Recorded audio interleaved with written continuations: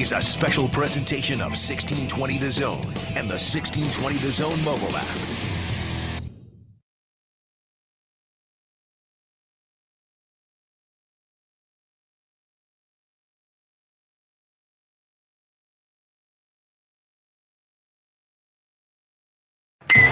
This special edition of Middays with Matt on 1620 The Zone is live at the Omaha Baseball Village. Powered by Access Bank, here for a reason, yours, and Children's Nebraska. Here's Matt McMaster and Mike Schaefer on 1620 The Zone.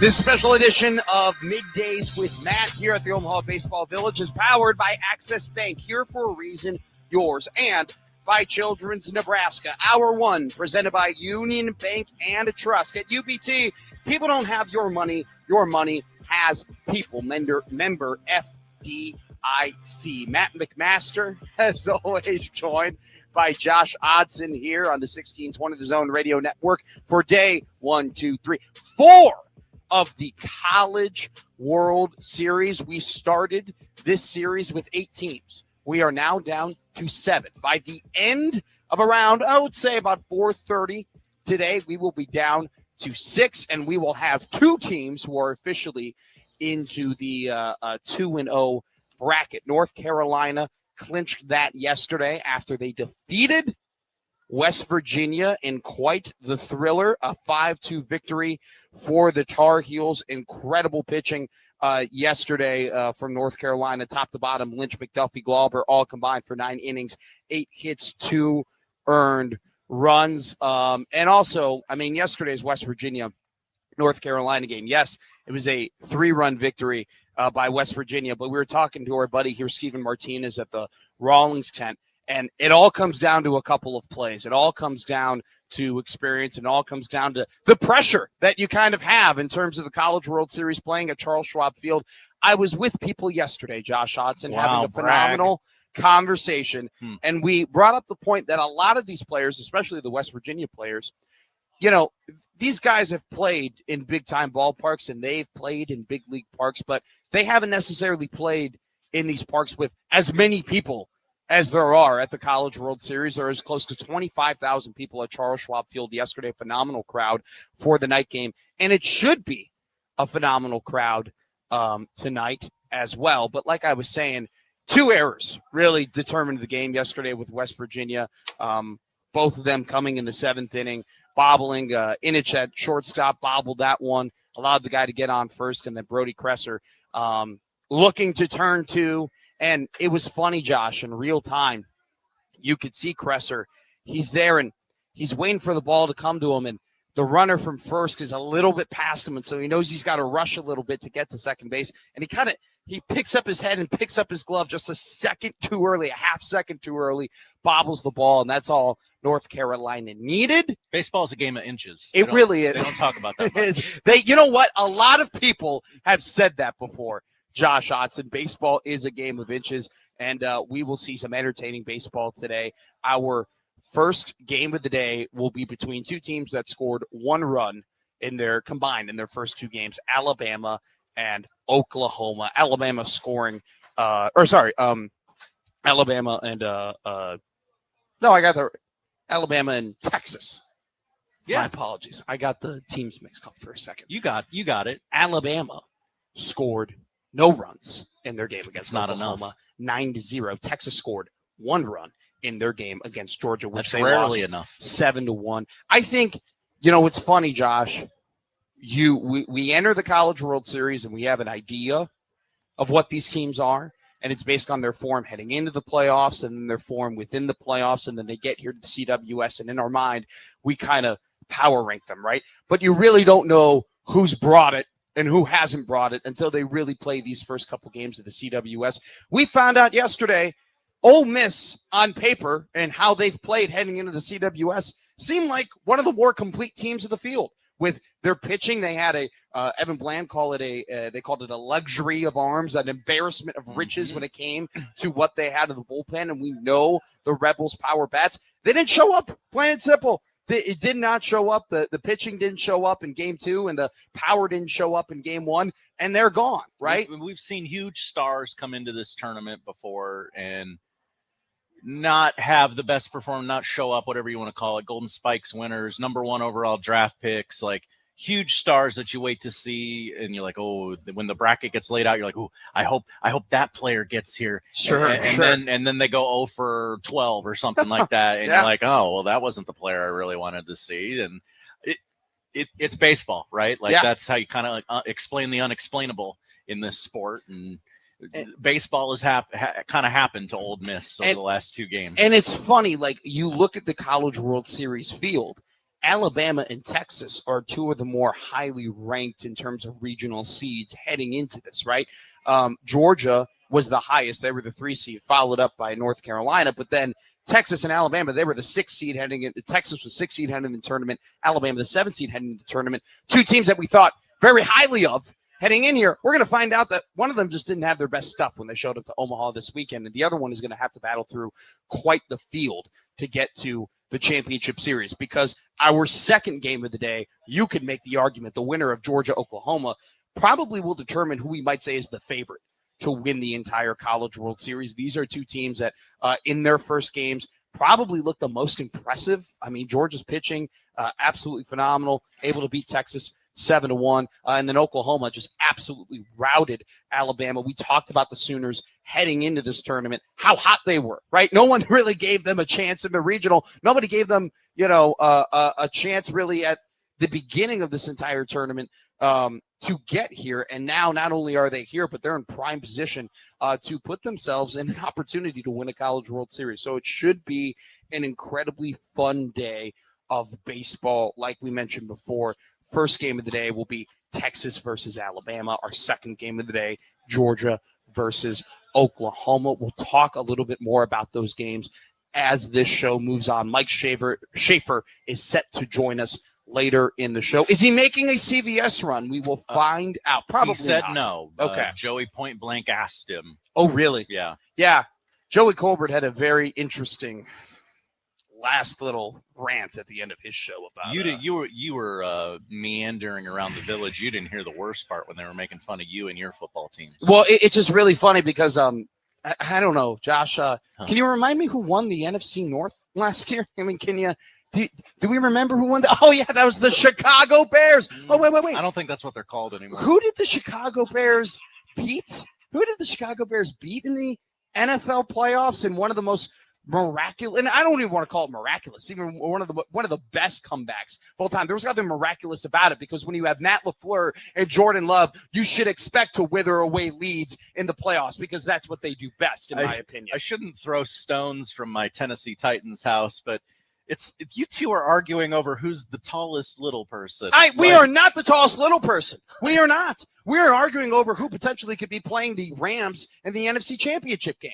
There's nothing little about my Bears. I won a playoff game last year. You had the 4th overall pick last year, and you had the 1st overall pick before that. You shut your mouth, jabroni, all right? And you can take your Tennessee Titans, and you can stick them up your candy ass. Sorry. So passionate. By the way, 11 teams report for mandatory minicamp this week. Have you read Ian Rappaport's primer? I'm getting to it.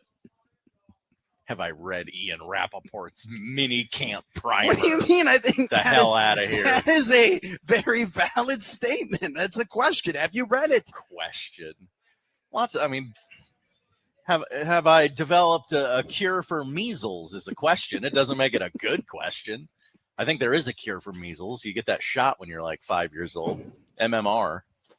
We have a lot of questions that we will ask Mike Schaefer today, ranging from Nebraska recruiting to any more flips? No, but we have some pretty important visits. Let's go.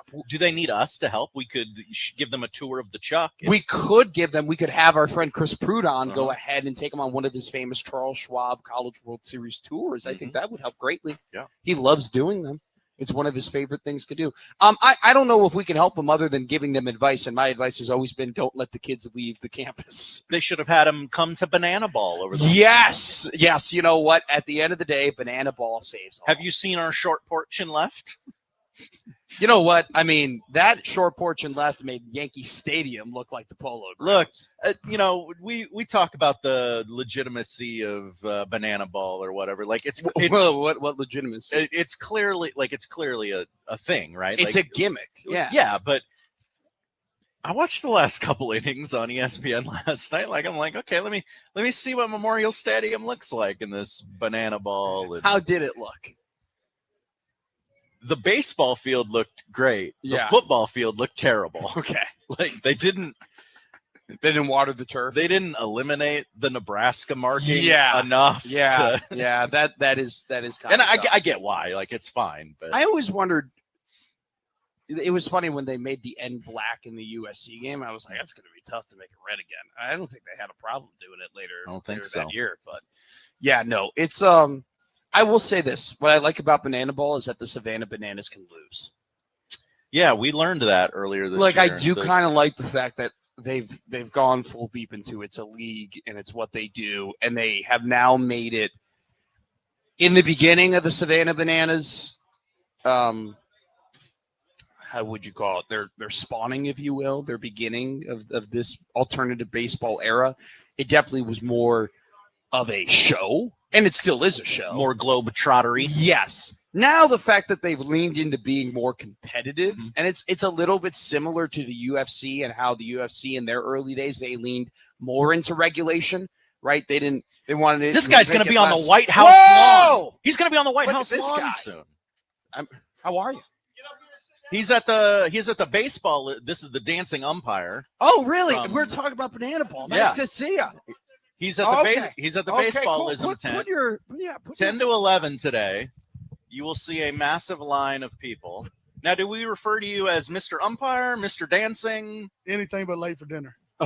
That's a good one. How are you doing? I mean, you're very excited. I mean, let me tell you right now. He was just at Werner. There are over the weekend. Over the last couple of years, dancing umpire, there has been an influx of an incredible social media influencers from baseball, right? And we see them all come here. How does it feel to be like you are one of the top guys when it comes to baseball social media influencers? And you have so many young people who want to meet you. How's this been for you? Like these last couple of years? Like, it's could you really describe cool. it for us? Really cool because as an umpire, we're not the favorites, And, no, people don't like you as most umpires. of the time, Seriously. right. Yeah, and it's really cool. It's a blessing to be able to do what I do and spread joy and positivity and happiness. And we're not trying to take over baseball. We're just trying to have fun. Yeah. And let these kids know that you can actually have fun while you play. You want to be competitive. You want to win, but hey, have fun. You play better. I want to ask you, your relationship with Savannah Bananas. Like, how did that begin? When did you first find out about them? And then when did you first think, like, oh my God, this has wheels. Like this has rocket fuel. It's actually complete opposite because they found me. They saw a video that was viral on the internet and reached out to me on Facebook Messenger. Said, "Are you still dancing? Are you still umpiring?" And I sent them a couple more videos. And 3 months later, I was out in the field in Savannah, and I thought it was going to be a tryout, but I was the only umpire who showed up. So and the rest is history, man. Has it been weird for you, like going from umpiring, more traditional baseball to now you got to learn all these rules and all the different things that they're doing? Like, definitely a learning curve. Everything's so much faster. Yeah. We have all the rules, the ball four sprints, if fan catches a foul ball, it's a home run. Well, as an umpire, normal umpire, we don't look in the stands. We don't see if somebody caught it. We're ready for the next pitch. So I'm looking in the stands while handing the catcher the new ball and making sure that it's a clean catch because it can't be a bobble. So there's a lot more that goes into it, but the pace of play is phenomenal. I did high school after my first year, and I did like 7 high school games, and I really thought I was going to go crazy because of how slow it was. Sure, absolutely. Yeah. Well, do you find yourself do you still go back? And I hate calling it normal baseball because I don't want it to be like disrespectful towards the Savannah Bananas. But do you find yourself going and umpiring more traditional baseball and being like, wait, I got to snap out of it a little bit? Like, is there a bit of a tough transition for you? Since that first year, I haven't done any more high school or anything like that. I just don't have time. We go from February to October, so we got 186 games this year. I'll umpire 95. Wow. So busy schedule. So I don't really have time to do anything else but banana ball. Hey, good for you, man. Seriously, you're incredible at your craft, and you really leaned into this entire thing, and good for you for taking advantage of that. And thank you so much for talking to us. No, thank you, man. Thanks for talking about the Savannah Bananas. Yeah, of course, man. I mean, you guys are. Look, for me, we've talked about this before, and I'm willing to say, it's not necessarily my cup of tea in terms of, the entertainment that I like, but you cannot deny their popularity. You cannot deny your influence and the entire Savannah Bananas influence in terms of, and you put it correctly, letting young kids know you can have fun playing baseball. And at the end of the day, baseball's had to break through that. They've had to break through that mold of being the boring, slow sport. You guys have done a great job of saying, hey, you can show your personality on the field. Absolutely. And that's what matters, man. Absolutely. So thank you so much for talking. Appreciate you. And what I will say is, banana ball's not for everybody, and that's okay. So is chocolate ice cream. Chocolate ice cream's not for everybody. Some people like vanilla. I get that completely. But if you ever go to a game, you cannot deny the energy and the fun that you'll have, because the music never stops. Yeah. There's dancing, there's choreography. So there's something for everyone, not just the game. So the game is actually almost like a bonus. Yeah, so, absolutely. But thank you. I just heard the Savannah Bananas. I was like, what is happening? No, absolutely. Thank you so much for coming on over. It was great. You can see the dancing umpire at which baseballism right here. The one right next to us. Yes, the one right here in the heart in the building of the Omaha Baseball Village. So we're gonna have a long line of kids over here waiting to meet you. So. I can't wait to sign y'all stuff. Okay, why not? Why not? We might take it. Thank you, dancing umpire. Thank you. Take care. What an incredible impromptu interview from one of the more famous people here at the OBV. Absolute pleasure, my man. 1620 The Zone is powered by the Sedoro Law Group. Your outcome depends on what you do next. Come by the Zone booth inside Omaha Baseball Village for some free hash hole vouchers from Early Bird. Early Bird brunch, not your everyday brunch, every day. Here on the 1620 The Zone Radio Network.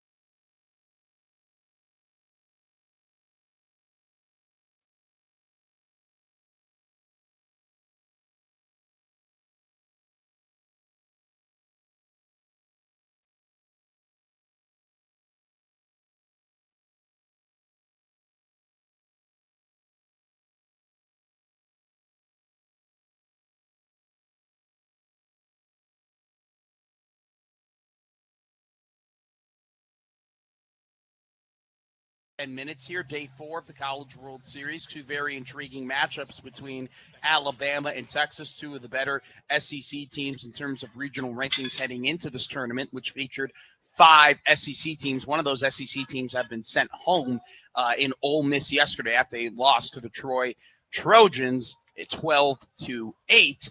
One more SEC team will be sent home today. It'll either be Texas or Alabama. That'll be our first game of the day, 1 o'clock here on the 1620 The Zone Radio Network. John Bishop and Mike Farron on the call. We'll be bringing you up here pregame all the way up to 1240 and then toss it over to our great booth with Connor Happer manning the sidelines. Before Mike Schaefer shows up, I find that this is my only opportunity to talk about a sport that I very much like, but not a lot of people here on the Zone are willing to talk about. It's the Ultimate Fighting Championship.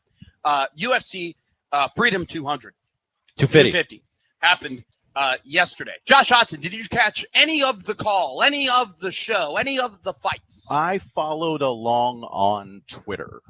Okay. So I saw a lot of the GIFs, the results. I will say the walkouts through the Oval Office and just through the White House in general were absolutely insane. The imagery was incredible. Amazing. Like whether you take everything you think and believe out of it, like just the flyover, the lights, it was a show. I'm a sucker for just great promotions. The fact that they were able to actually put the show on, the fact that they were able to build the canopy, to have the live music, which is very shocking because Dana White does not like live music. Like he doesn't like the big boxer entrances. He thinks it's a waste of time. He's not a big fan of that pageantry. He just wants the fighters to play their music. We'll do as much production as you want, but walk to the ring, get in the ring. There was some great entrances and live music yesterday, but I do want to talk about this, and this is the only specific result that I will get into after what happened at UFC 250 or 250 Freedom 250. I still don't easy for you to say. You know, fighting's a brutal sport. And the fact that we create a lot of incredible stories, but at the end of the day, there's no such thing as a fairy tale ending. We can build guys up to be superstars. We can build guys up to be the next big thing. But if they lose, it doesn't matter. What happened to Conor McGregor? Conor McGregor started losing, and that's why he's not as the same star as he was about 10 years ago, right? There have been so many dudes have been labeled, hey, this is the next Conor McGregor. This is the next superstar. And there have been so many heart-touching stories of, hey, this guy, he's at the end of his run. He hasn't won an undisputed title left yet, and this is his last chance. And they fail, and then they lose, and then they retire. Justin Gaethje yesterday. Yesterday was his. I know this guy's name. I've heard this guy's name before, puts him in the top like 5% of fighters for me. Seriously. This was his 33rd UFC fight. Whoa. Okay. His 33rd professional fight. In the UFC, I think it's just like, let me see here. It was his 26th UFC fight. Guy has been in the UFC for quite a while. He's been around, and he's won the interim gold before, but he had never been able to get over that hump. He beat, he defeated Tony Ferguson to face Khabib Nurmagomedov to get the undisputed belt. He lost. He beat Michael Chandler to get an undisputed shot at Charles Oliveira. He lost. He then got knocked out at UFC 300 against Max Holloway. Do you remember that knockout at UFC 300 where the guy points down and they're both swinging at each other and then one guy gets knocked out? He's the guy who got knocked out. Right? He was like a meme for a while. And then his next 2 fights, he fought guys who were younger than him that were supposed to be the next big thing. He was the gatekeeper fighter for 2 straight fighters. He was supposed to be the big name that the young fighter beats in order to establish that they're a new star. He beat both Rafael Fiziev and Paddy Pimblett. And he goes and he faces Ilia Topuria. Paddy the Batty. Paddy the Batty. See, I know some fighters. He goes and faces Ilia Topuria, 17-0, on the cusp of being one of the greatest fighters of all time. Ilia Topuria. Yes. This wasn't a coronation, but it was if he wins, he's... No, I mean, this is a coronation. Yesterday was a coronation. Okay. He was like Justin Gaethje was like a 5-1 underdog, 6-1 underdog heading into this fight. This was his last chance. If he lost this fight, he was probably going to retire. It was probably going to be done for him. and he beat Ilya Taporia. He drug him into deep waters. He put him in a spot he had never been before, and he made the pound-for-pound best fighter in the world quit on his stool. It does not happen a whole lot that these beautiful fairy tale ridden endings happen. Where Justin Gaethje, the gunslinger, right, the lone wolf, the man who has been in the UFC forever, he was best described as a human car crash when it came to fighting in the UFC, and he since has put on his. Now that's a good nickname. Yeah, and he's since though, Josh, he's put on his seatbelt. All right, and he's become one of the best, kind of just pure in the box fighters. He's the anti-Steve Sipple. Seriously. And so he used his jab yesterday, hit Ilya Taporia over and over again, and he got the elusive, undisputed title victory that he had so wanted before. I want to give him credit, and I want to talk about it because I really enjoy the UFC. And before Mike Schaefer shows up, I don't think I would have been allowed to talk about that with about 7 minutes, willy-nilly, just kind of let me go. So thank you for letting me go, J.O. Thank you for letting me talk about an incredible fighter, an incredible accomplishment. Look, man, we're here till 12:40. It doesn't matter what you talk about between now and then. Team clap for Justin Gaethje. That was our best one. That was great. Hey, team clap for us. Just a little off. Hour one of, all right, sorry, that's the wrong one. I will tell you, though, that hour one of the show was presented by Union Bacon. A fine sponsor. At UBT. People don't have your money has people. Member FDIC. Come by the Zone booth at the Bullpen inside Omaha Baseball Village and register to win a 1620 The Zone prize pack of KC Royals porch tickets and ice cream for a year from Ted and Wally's 13th and Mike Fahey. The 1620 The Zone hydration sponsor. Nothing says happy birthday, America, like an ice-cold Coca-Cola. This summer, pick up a Coca-Cola and drink an America's 250th. You want to talk a little Husker football recruiting coming up in the next segment? It doesn't matter what you want to talk about, Josh Hodson. We will talk about it here on the 1620 The Zone Radio Network.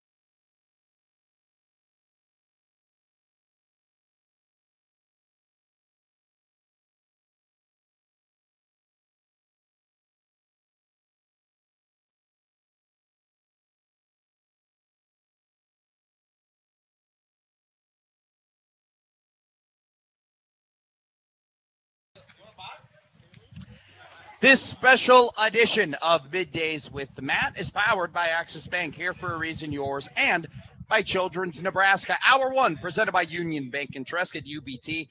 People don't have your money has people. Member FDIC. Mike Schaefer is here along with his morning co-host this morning, Brian Gallagher. Boys, great show earlier this morning. I caught a little bit of it. It was a fun listen. Schaefer, how are you? I'm good. I'm glad you got the UFC stuff out of the way before I sat down. I watched none of it. I don't know what happened. Sounds like there was spectacle. There was. Which, as someone who went to the Savannah Bananas, I can appreciate spectacle. The longer that we work together, okay, the more that I know what fits you and what fits me and what our chemistry is. So I knew I had something I wanted to talk about. Just got out of the way before we got here. Here's a beautiful thing. Before you showed up as well, we had what might be our best interview of the Omaha Baseball Village. I listened to it. I was the listening dancing to the show umpire on my showed way up. in, yeah. You were there at the Savannah Bananas I was game. there. I'm very curious. Let's talk about your experience. Now, can I just let me set the stage here for a second? Because I'm going to assume things about you. Okay. And then you can correct me. Okay. But you love baseball. You are a baseball man. Thank you. And you've always, and we've never had this conversation, but you strike me as a baseball traditionalist, okay? I mean, it's just one of those things where you just kind of love the purity of the game. And the Savannah Bananas, and they want to be this way, they rail against, the traditional baseball. They rail against that's the entire point of being non-traditional baseball. So as a traditional baseball man, going to the Savannah Bananas to see non-traditional baseball, how did you enjoy it? How did you like it? It's interesting because some of your assumptions there are probably accurate, but not necessarily in how you would think. Like I would consider myself like a traditional baseball person, but at the same time, like I love that the Savannah Bananas exists. Like I like anything that promotes the sport of baseball, and all of that. I think what stood out for me as someone who haven't sat down and watched the Savannah Bananas a ton. You see clips, you see highlights. So there's stuff I instantly recognize. But a lot of it that surprised me is that there was like a total of 5 runs or points or whatever their scoring system. Yeah. There's basically just a bunch of solo home runs. Like there was a kind of stunning lack of action in a game that's entire point is that there's something always going on. Yeah. Which, there was a lot of skits and a lot of singing and dancing and crowd stuff. And it was 2-2 all the way until their final whatever thing that they do. And then it was 3-2 after that. I was surprised by the lack of actual action happening in a game in which the entire point of it is that, there's something continuously going on to make up for the fact that baseball is like, no, there was less action in the Savannah Bananas game than there was in the first inning of Texas and But is that Georgia. something that you liked or something that you dislike or something that you're surprised? I was just surprised by it because I was expecting like a 15-11 mash fest with a 190-foot pole. We were talking, out to left. We were talking about it with the dancing umpire. It's one of those things though that like they've kind of leaned into the competitiveness of it, and they've leaned into the standings and the playoffs, and like in theory, the Savannah Bananas could be bad. Like the Savannah Bananas could have a bad year. The Savannah Bananas well, they're playing other teams. Exactly. So I actually do think the fact that they've leaned in to this competitive nature of it, and the fact that you can have a 3-2 game, right, kind of plays a little bit in their favor, and maybe even caters a bit to the more traditional crowd that maybe isn't all in on the skits and all in on the dancing, and all in on the singing. And I really do think that balance. Like you gotta find that balance a little bit if they're going to take it to the next level. But the thing is that they keep growing. They just keep getting bigger and bigger. Now I want to talk about the pregame. Like everybody outside, what was that, East Stadium, right? They're all outside East Stadium there. Yeah. Like, so when I got there at about 5:45, 6 o'clock. Yeah. It was like going to a Nebraska football game with the pedestrian bridge just completely crowded of people. That street in front of West Stadium where, you go in for the press area and all of it, just packed like it's a football game. The only thing missing was all of the sort of like food vendors that are there on a Saturday. And so the vendor situation, a little bit different. I think they had more of a hand in some of that, but you go to the merch tent, like we hit that right away. I have a 2-year-old. He was talking about going to the Nanas game pretty much since he found out that this was something that he was going to be doing. And he had a Let's Go Banana shirt that we had bought prior, but it's like, okay, there's a merch tent. We're going to go. Of course, he's going to get a plush banana man. That has to happen. Yeah. And then we ended up buying him this hat. Well, they had a ton of cool stuff in that tent. I was walking away from it. It's like, I really like that shirt. I should have bought that shirt. I didn't buy the shirt. Oh, you should. Now I regret that I didn't buy the shirt. I don't know why I didn't buy the shirt. Should have worn it for Connor Happer. The stuff wasn't that expensive. Like it's incredibly popular because of the color scheme and sort of the uniqueness of it, and people who know what it is catch it right away. So you have all of that, and then you get inside the stadium. They have a ton of pregame festivity stuff going on. There's a flyover. There's, like this is what they are. There's just stuff throughout, and then in the middle of the game, they bring out Tom Osborne, and I think that caught a lot of people by surprise. And that was a really cool moment. And we're at the point where, Tom Osborne hasn't made a lot of public appearances. He means a ton to the people in this state. I was in an elevator with one of the banana organizers, and there was an older couple that gets in, and she noticed that he has this placard on and assumes that, and I think she thought he was like the manager or something, but she thought he was running the whole event. And she said something about, thank you for bringing Tom Osborne. That meant a lot. Like that was really cool to get to see him one more time, at least out on the field, at something she was at. And he said, we try to bring out at least one or two people that locally it's a big deal that they're there. And he goes, when this went on our schedule, that was a no-brainer. Yeah. It's Tom Osborne Field. And so he's explaining it to her, and they put a lot of care into it. And is it my cup of tea as far as all of that goes into it? No. But I love that it exists. I love that this is something for people that, if this is how they want to get into baseball, great. Yeah. That's like, if this is a gateway for anybody who's like, oh, this is kind of how I want to watch baseball. And then it goes from here to, whether it's college baseball or Major League Baseball, or they're at the Storm Chasers game, whatever it is, like anything that can help promote and grow the sport, I think it's great. I think the dancing. But as far as like in the viewing experience, wasn't quite what I thought. I was in the suites because it was my nephew's birthday, and that's where our tickets ended up being. That probably made it worse. Like it would have been better if I was out in the crowd. Like it's great that you're protected from elements, whatever.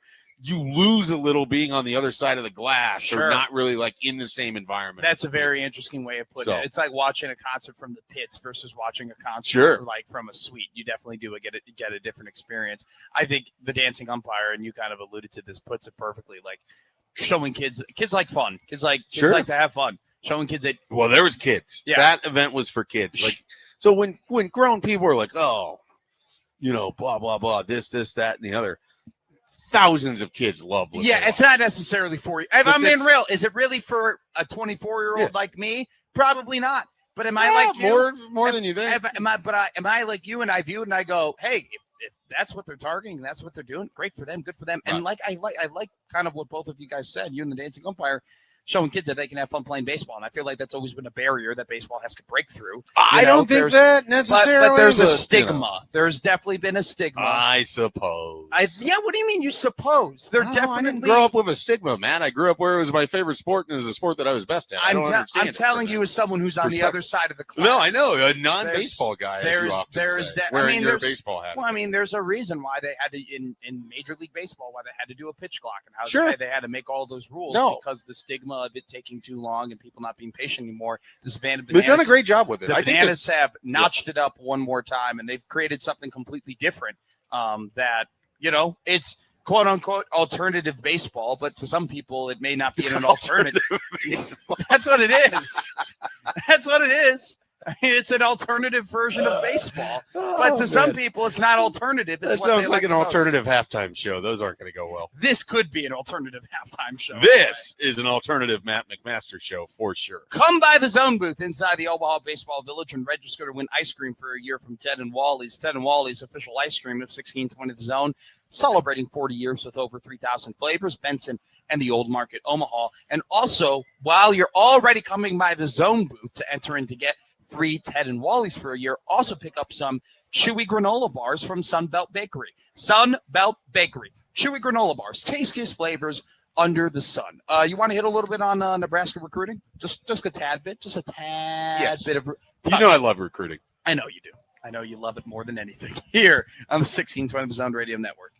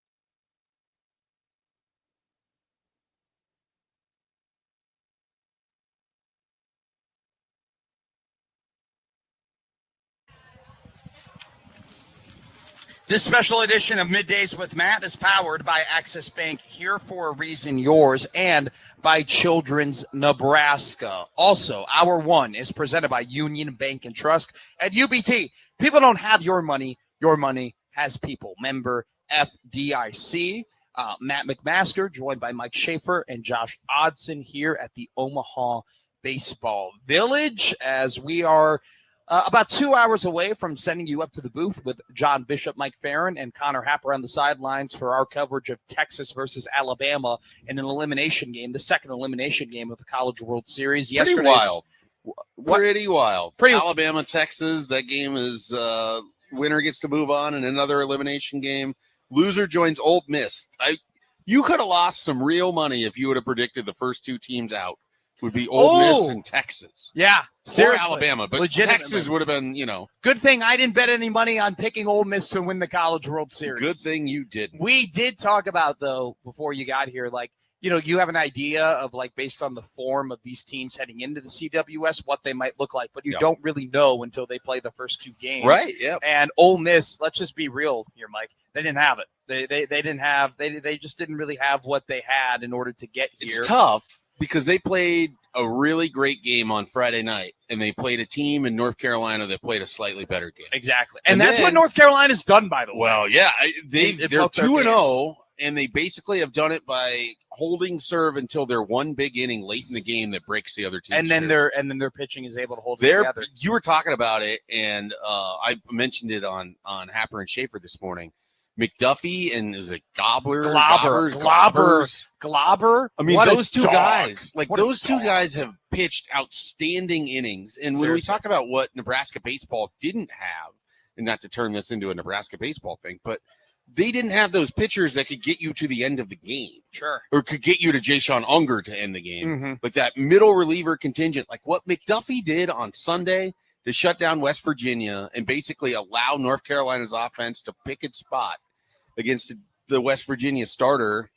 I mean, it won them that game. It put them in position where they're 2-0 right now. Mm-hmm. And they're sitting back with their feet up, just waiting to see between Troy and West Virginia. But it's been a great start to the College World Series. I can't wait to talk about it with you more here. Wow. It really has been a great start to college baseball. I thought you were purple. Whoa! On Saturday. That's Grimace. You are not nearly as purple as our friend Grimace over here. Grimace waving to us. Looking great. Look at you, man. How are we doing, Grimace? He looks awesome. Grimace, you want to grab a microphone?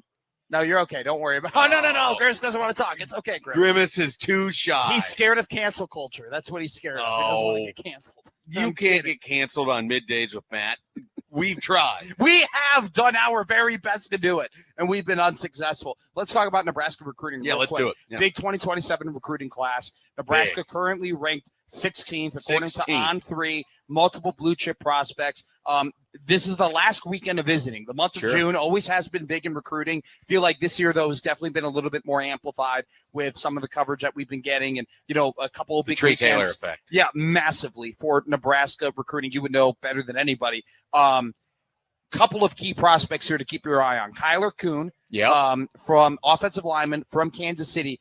Since 2024, if Kuhn were to commit, he would be the 10th Kansas City guy to commit to Nebraska football. I remember when you came on, Gary and Matt, you talked about how that's a very important pipeline that you're surprised they hadn't opened up before. Seems like with Jamar Mosey, they're doing it. Also, Barrett Cottrell from Ashland Greenwood, another offensive lineman that they're going after. It's both those. Nebraska's competing against Iowa for both of those offensive linemen. You also have Jalen Hill, the 4-star cornerback. He's set to make his decision tomorrow, June 16th, so we'll get a commitment there from him. And then kind of this is broken through over the last couple of days after Nebraska hasn't been able to get that blue-chip wide receiver, Khalil Taylor, 4-star wide receiver, Pennsylvania, Pine Richland High School. He'll make his visit this coming weekend, June 19th through 21st. Mike Schaefer, before we hit a break here, what do you think is the most important thing that Nebraska needs to address in this recruiting class before it's all said and done? Yeah, I mean, I think it would be big if you got Trey Taylor, right? You did the hard part. You went out and you got an elite signal caller, a 5-star quarterback, a guy who continues to impress in everything he's doing. And you haven't quite given the pass catcher at the same level at this point in time. Now, Ahmad Hudson was a big target. And then it felt like Matthew Gregory was going to be the next guy in line. Khalil Taylor was part of this as well. it felt like you were going to miss out on Taylor. Then it thought Nebraska's going to with Gregory, and then you don't get Gregory, and it seems like you're going to miss out on Taylor. And then Isaiah Alvarez commits to Rutgers of all places. And it just doesn't look like your wide receiver recruiting is going how you want. So the fact that they have Taylor coming in this weekend, and Tim Verghese on Happer and Schaefer said they've got some work to do to make that up with Penn State kind of out in front there. Yeah. If you are able to figure out a way to get Khalil Taylor as part of that class and start the Taylor to Taylor connection that you're hoping for. Oh, nice. I like that. With Trey and with Khalil, that would be a really, really nice addition. I also think Kyler Kuhn, you want to add that to your class. I mean, I know Katie Jones expected to be a center as well, but good interior offensive linemen, good linemen are gold. And so you grab that when you can. And so those are big guys. I mean, Jalen Hill, I think they're going to end up getting. That's another 4-star corner. It's been a good month for Nebraska. It really has been, and I couldn't agree with you more. I don't start doing the whole position thing now before they've even hit your campus. Like, just if you like an offensive lineman, you like how they project, get them to enroll. Like, just get talent, let it figure itself out. Like, million%.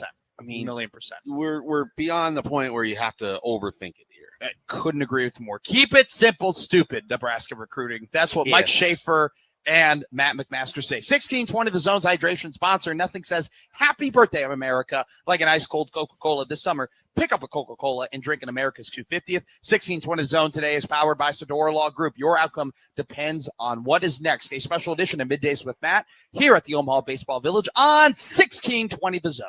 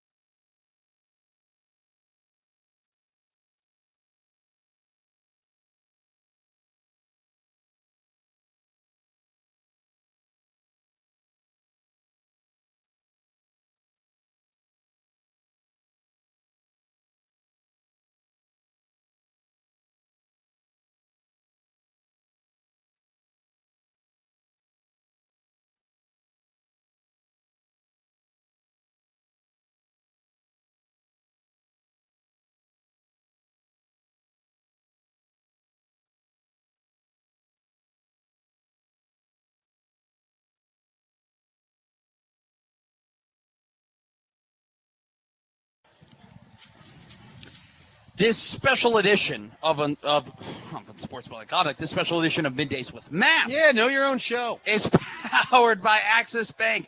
Here for a reason. Yours and Children's Nebraska. And don't forget to save the date for Friday Night Live at the Mat, Friday, June 19th. Pet Rock plays live at OBV for the first time. Grab your friends and get ready to party. This is an all-ages show. See you next Friday at the Mat. All right, special edition of Middays with Matt means a special segment here. We love rankings. We love ranking things. This is, I feel like list season has been a little bit underwhelming this year. There haven't been enough lists, in my opinion. We had... you just got to go like every other day. You just go to ESPN's college football page, or you go to CBS Sports college football page, or you just kind of scrape Twitter a little bit, and you can find some lists. They've been in there. The part of it is that outside of like the Arch Manning thing, I feel like the player specific with college football is not all that exciting. Like there's not like a ton of players I'm like, oh, super fired up about. There's a couple of those Miami kids, Tony, obviously. Malachi Tony is worth being fired up about. And Jeremiah Smith. But the thing is, we're now in year 3 of Jeremiah Smith, and it's like, unless he's catching a ball behind his back running the other way, what's left? You're not excited by Kawan Lacey or Ahmad Hardy? Kawan Lacey's good. Mark Fletcher's good. Ahmad Hardy, I'd have to think about. It's so interesting you say this because the 2027 NFL draft class, and I'm not disagreeing with you here. I do kind of agree that there's a bit of lacking. Well, it's a lot of quarterbacks. Superstar power. Yeah. But the 2027 class is heralded as one of the best classes in like NFL draft history right now. Now, granted, they got to play.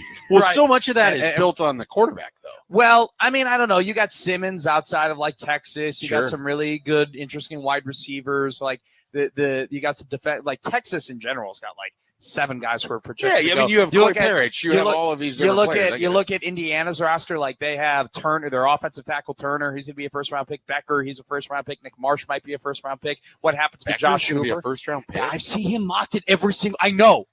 He made some nice catches in the playoffs, but first-round pick. I see him mocked as a first-round pick, and McShay's sounds got like a future Packers wide receiver.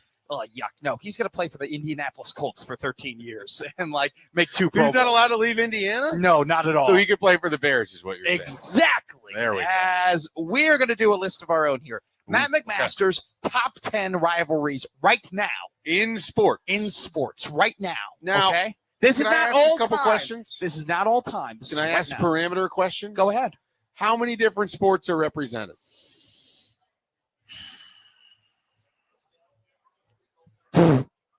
3?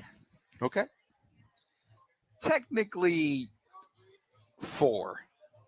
Okay. All right. Technically 4. I don't have a hockey rivalry. I don't know what it would be anyways. Neither would I. If I don't have a hockey rivalry. I don't have an NBA rivalry. Okay. But this is mine, and so this is like sure. What I was expecting like 9 NFL rivalries. Let's be real here. Like Lakers versus Celtics, right? All time. I don't care about it. If we were doing an all time rivalry list, Lakers versus Celtics would be there. But right now, the Lakers and the Celtics don't have beef. You know what I'm saying? And they don't play each other a lot because they're not playing each other in the finals. It's been relevant once in the last 40 years. Ooh. Yeah, that's crazy to think about. So, but yeah, you're right. They've only played once in the NBA Finals since 19. They played in 2010. Yeah, no, but the last time they played was 88? Was that 87? Either 88 or 87. It was 87 so about 40 years. So I'm 38. Was born in 87. So it's been basically my entire lifetime. So, but if we were one meaningful Lakers, if we were doing all-time rivalry, they would be there. But like right now, they're not because they haven't played in a while. They definitely would be in an all-time rivalry list. What do you mean? Yes, they would be. They totally would be. I don't know. It pales in comparison to teams that actually play for stakes every year.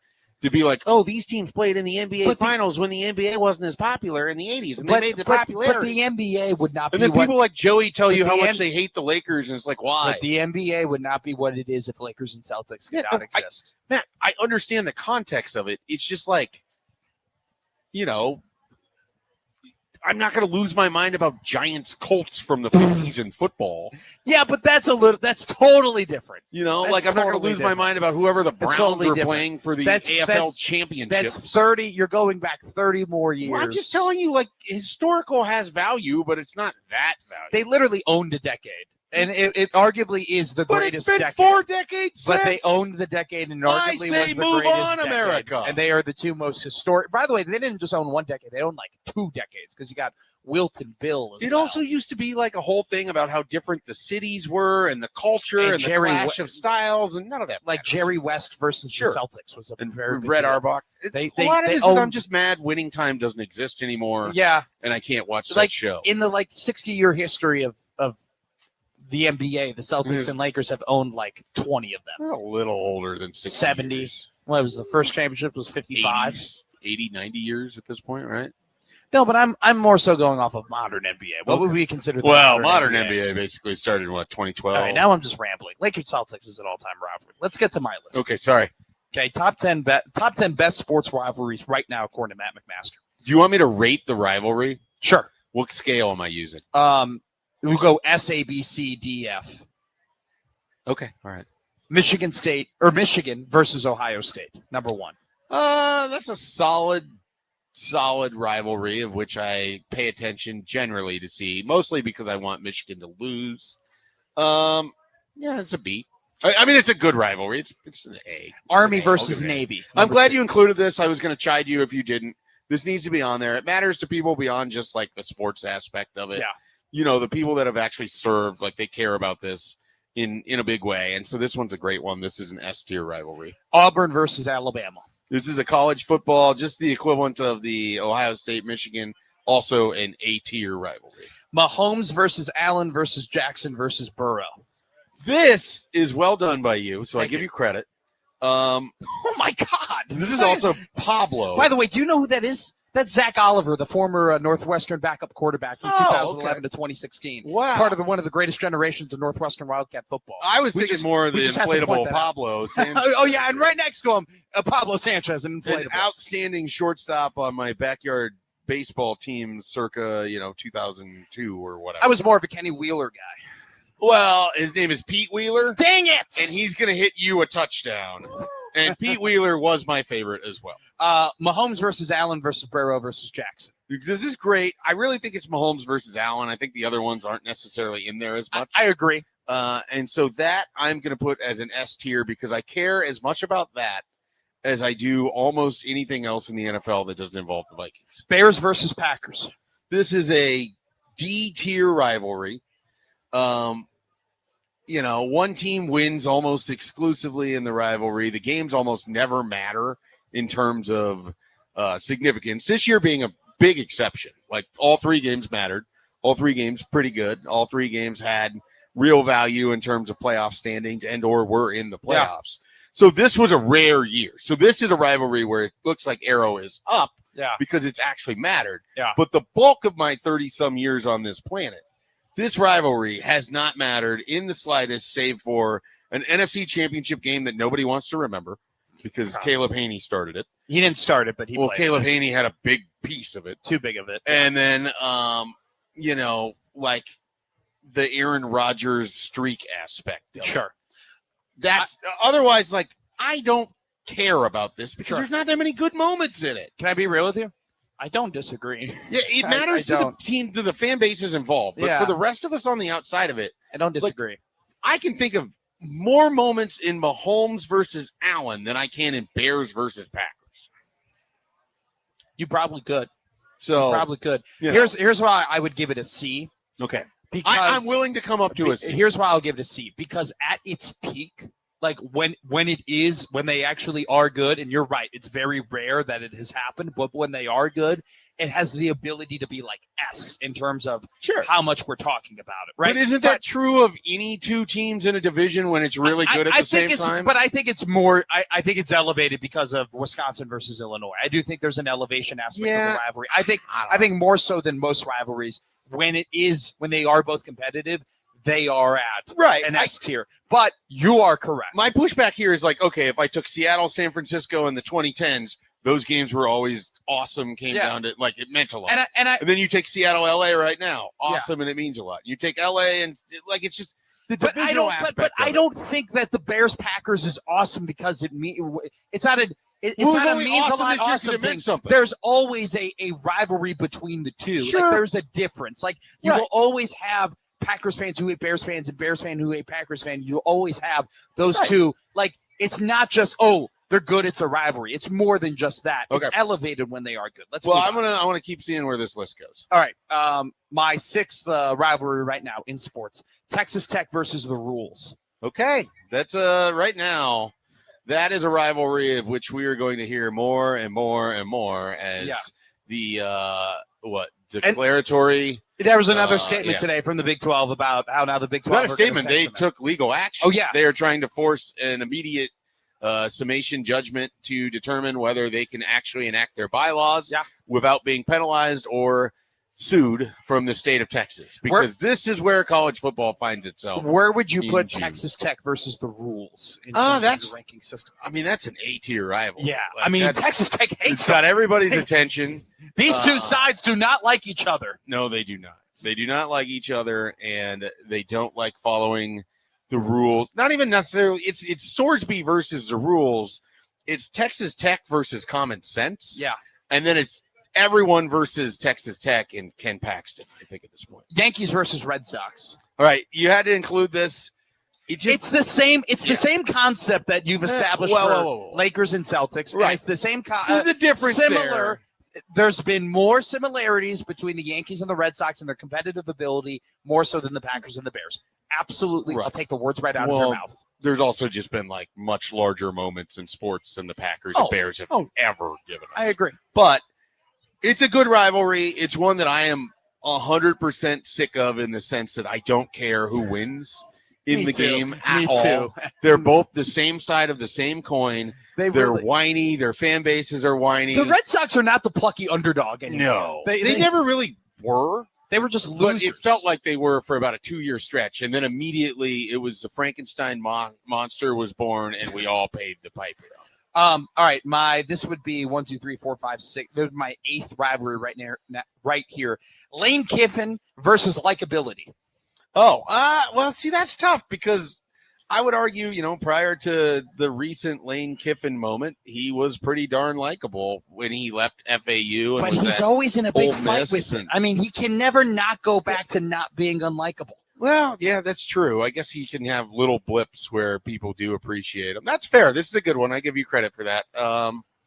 We'll go B on that one. Texas versus Oklahoma. This is one that I struggle with, where it's like one of those things where you bring it up with Bears Packers from the outside. I don't really care all that much, but I can't acknowledge that it isn't a big deal. And more often than not, the Red River rivalry has awesome games, right? I mean, almost the last 10 years, the Red River rivalry has been like one of the best games of the entire year because of their competitiveness and because I know how much they hate each other. I had to put it on this list. Which is crazy you say that because there was like a stretch in the early 2000s where that rivalry generally featured two teams that would have been like top 10 in college football. Sure. And it was some of the most unwatchable close games that you could ever, like the offenses couldn't do anything. You had Roy Williams doing a Superman dive over the top of a pile to create a safety to win a game for Oklahoma. So it's weird. It has really gone from like defensive slugfest to like wide open 52-48 kind of games. Like it's been good. I would put it there with Alabama and Auburn and Ohio State, Michigan. Those are all in the same tier. Real quick, I know you guys are talking football, but I would love to see Texas and Oklahoma sounds like you're rooting against the Crimson Tide today. Some type of elimination. That'd be very that would be a fun atmosphere. Yeah. All right, this one is my final one. You could argue it could be a lot higher up here. It might be one of the more Did you rank these? Did you start from 1 to 10? Or yeah, basically, yeah. My last one is the NCAA versus common sense. Okay. So we got a common sense in here. I don't even know if I think it's the NCAA. I think it's just humanity versus common sense. I think the rivalry here is actually the keep politics out of sports crowd with their inability to actually keep politics out of sports. These same people were the ones that ran to the court system. That's not very concise. I don't know how I put that down in a list. I don't know. Like, you work on it a little bit. I can work on a lot of things. I could here's put that down. Here's the problem with Bears Packers. You didn't include Ravens Steelers. That's a better rivalry. I'm going to be real with you. I'm going to be. You didn't include Broncos Chiefs. That's better right now. Then Bears Packers right now. Bears Packers. Josh, right back now. me up here. Bears Packers right games have mattered this much in the grand scheme of things. Broncos Chiefs haven't really mattered either. The Broncos haven't been that good until they just won their first playoff game in 10 years this year. It mattered when they were good with Elway and the Chiefs were really. I know this is before your time. I know, but I'm not saying that the Chiefs and Broncos don't matter. But I'm saying right now we're doing it. We're doing it right now. Yeah, you know, I think it still matters right now. Lakers Celtics was. I would say Bears Packers right now. I would say it matters right now. Bears Packers right now is hot. It's hot. It's Bears Packers rivalry. Is not that hot. Yes, it is. It's never been hot. They played. What do you mean it's never been hot? Because that's it's not never true. really mattered. It was hot in 2009. It was hot. You've in had 10. 1 year. It was hot in 11. It was hot in 18. It was hot in 19. No. It's hot right now. The NFL is always going to take 2 games on Sunday Night Football: Steelers, Ravens, and Bears, Packers. Look, and they will always say, the NFL's oldest rivalry comes to Hammond. I think the opening Sunday Night Football game this year is Broncos Chiefs too. That is Monday night. By the way, people are going to get mad. Yes. How can Matt keep all the ones that you named? How can he not include them? I went Texas Tech versus rules. Okay, like we had a, we were doing a traditional list. On you picking your favorite team. Where am I from? Where am I from? Including them when it's universally acknowledged that rivalry sucks relative to other. I just don't find relative to what you think. You aren't the universe, okay? You go universally. We don't. No, you think that. What percentage of games between these teams have actually been interesting when they played? And it'd be Bears Packers is really low. The rest of these are high because they've gone back and forth. Because other teams win the game. You're a little biased. I am a little biased. I'm not a little biased. It's a great rivalry to watch my favorite team lose 40 straight times to my least favorite team. Hour 2 is presented by Nebraska Medicine, Fred and Pamela Buffett Cancer Centers. Get a second opinion at nebraskamed.com. Get a second opinion at nebraskamed.com/cancer. 1620 The Zone, powered by the Sador Law Group. Your outcome depends on what you do next. What we do next is we'll talk. Husker Athletics is having a great year. Yeah, they are. Could it be even better next year? We asked that question. Coming up next year on the 1620 Zone Radio Network.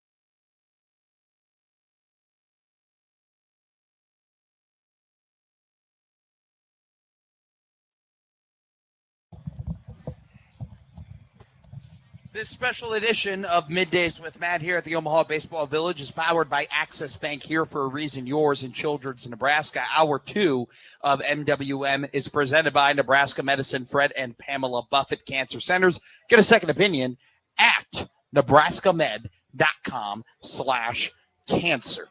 Matt McMaster, Mike Schaefer, Josh Hodson here at the Omaha Baseball Village. We've had a ton of fun today. We've talked to the dancing umpire, which is over at our friends at the Baseballism tent. Our friends over at Backyard Sports, Zach Oliver, was here with a big old inflatable Pablo Sanchez. Things are picking up a little bit here at the Omaha Baseball Village. We're seeing some more and more people flood in, so come around, have a good time, and come talk to us. We have plenty of free things to give away for you here at our booth. Yeah, we got to start chucking some of these granola bars at people. I don't know. I have a torn labrum, so I don't know if chucking things unless I have a proper warm-up is a what very smart part of thing you to is do. not hurt, Matt?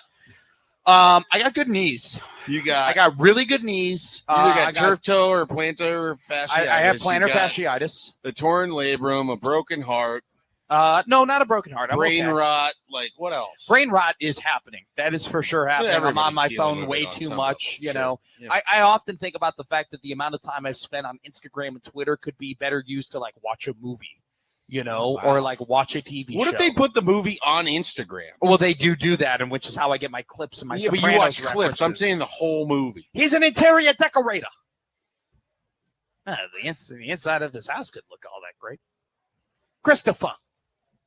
Stop. If they did a full movie on Instagram, I would still watch it the way that I would watch a movie on my TV, which is like 25 minutes at a time. You were so weird. Thank you. I can't handle it. So, Nebraska track and field, because everybody's Yes. talking about Nebraska track and field, which, by the way, Axelina Johansson, shout out, one of the just best athletes Nebraska has seen come through their school, an Olympian. Nebraska track and field is so much better than you would ever think when you say the Nebraska track and field. Seriously. They are so much better than people realize. 8th and 9th place, respectively, for the men and women. Really impressive.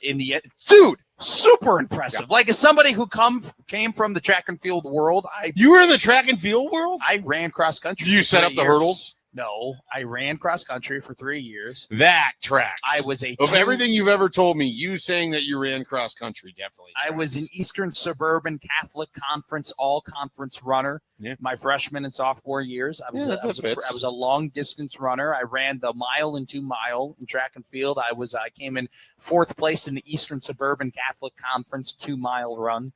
4 out of 8. I was 4th out of 13 runners. Okay, all right, not bad. Yeah, I did win I did come in 4th in the St. Patrick's Open Invitational. Okay, good. So I was all this to say. Running. Track and field in Nebraska finishing 8th and 9th and beating like SEC teams and West Coast teams, super impressive. Once again, marks already an incredible year overall for Husker athletics, right? Go down the list. Volleyball Elite 8. I think it secures a top 10 finish in the Directors' Cup. So I feel like we don't really care about that as much as we used to. Like that used to be a pretty big deal. Like people I remember really care about it. I was never someone who cared about it, but like other people were like, "Oh, Nebraska's 59th in the Directors' Cup. What a disaster!" Well, they had one of their highest Directors' Cup finishes last season. Nebraska athletics arrow up. It was the highest. Bears Packers rivalry arrow down. No, arrow up. I did say it was arrow up earlier because it had always been down. And now they were turning it to go back. It was last year was the highest finish they ever had of the Directors' Cup since joining the Big Ten. This one will more than likely be even higher, which is one heck of an accomplishment. Yeah, it definitely will be. And I think it is a testament to, like you see all of these schools, Iowa State, Kansas, Louisville, kind of struggle a little bit when it comes to athletic department financials. Nebraska, and this is a credit not only to Troy Dana, but also Trev Alberts, who came in before him, have done very well in terms of financials and aren't necessarily, going to Board of Regents meetings and being like, we don't have any money for the athletic department. And because of that, they're able to invest all of these scholarships, right, for all these sports that maybe traditionally didn't get as many scholarships. And I think that is a big reason as to why overall we're seeing the athletic department have great success. Do you know the common thread of those 3 schools you mentioned and what they have? Kansas, Iowa State, and Louisville. What is the common thread? They're not in the Big Ten. There you go. Great point. Kind of helps when your conference just brings you oodles of money. And then on top of it, Nebraska athletics does pretty well for itself even before you get to the conference piece. Can I add another caveat too to that? Yeah. They're not in the SEC either. which is the other conference right? that brings in the oodles of money. So that's a good point. That's a very good point. It's ACC and the Big 12, and which is why when people go pooling of media rights, the Big 10 and the SEC go, no. We have a big advantage when it comes to that, and it gives our schools money, and our schools can have an overwhelming amount of success. Here's my quick question to you. I feel like you can make an argument that next year might even be better for Nebraska athletics. I would love to hear you make this argument. All right. Because let's recap what happened this year. First ever and second ever NCAA tournament wins. A women's college softball World Series participant, which means they hosted and won regionals and super regionals. Yeah. Baseball hosted regionals.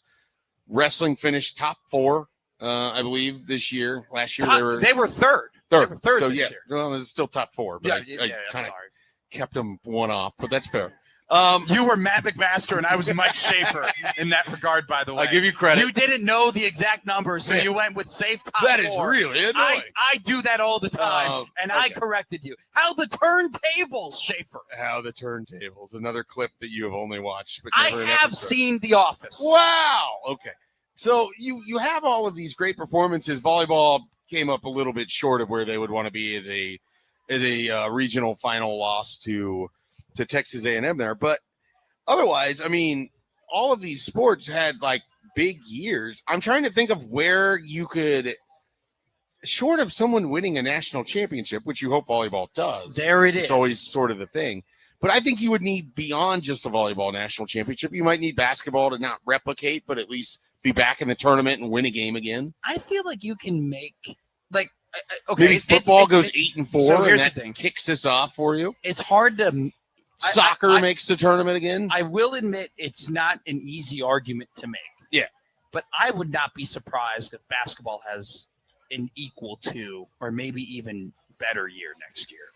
I really like this roster. It's hard to predict. It's super. It's so hard to predict. And yes, this is why I say it's a hard argument to make, because it's crazy to think that you could do better than a 28-win season the next year right after. That's incredible. But I look at this roster, and if you see kind of where college basketball is trending in terms of spacing and size, this roster has that. And I read this great article. It was Robin Washut's Tunnel Talk, and he talked to a guy, an outsider, on his view of Nebraska basketball.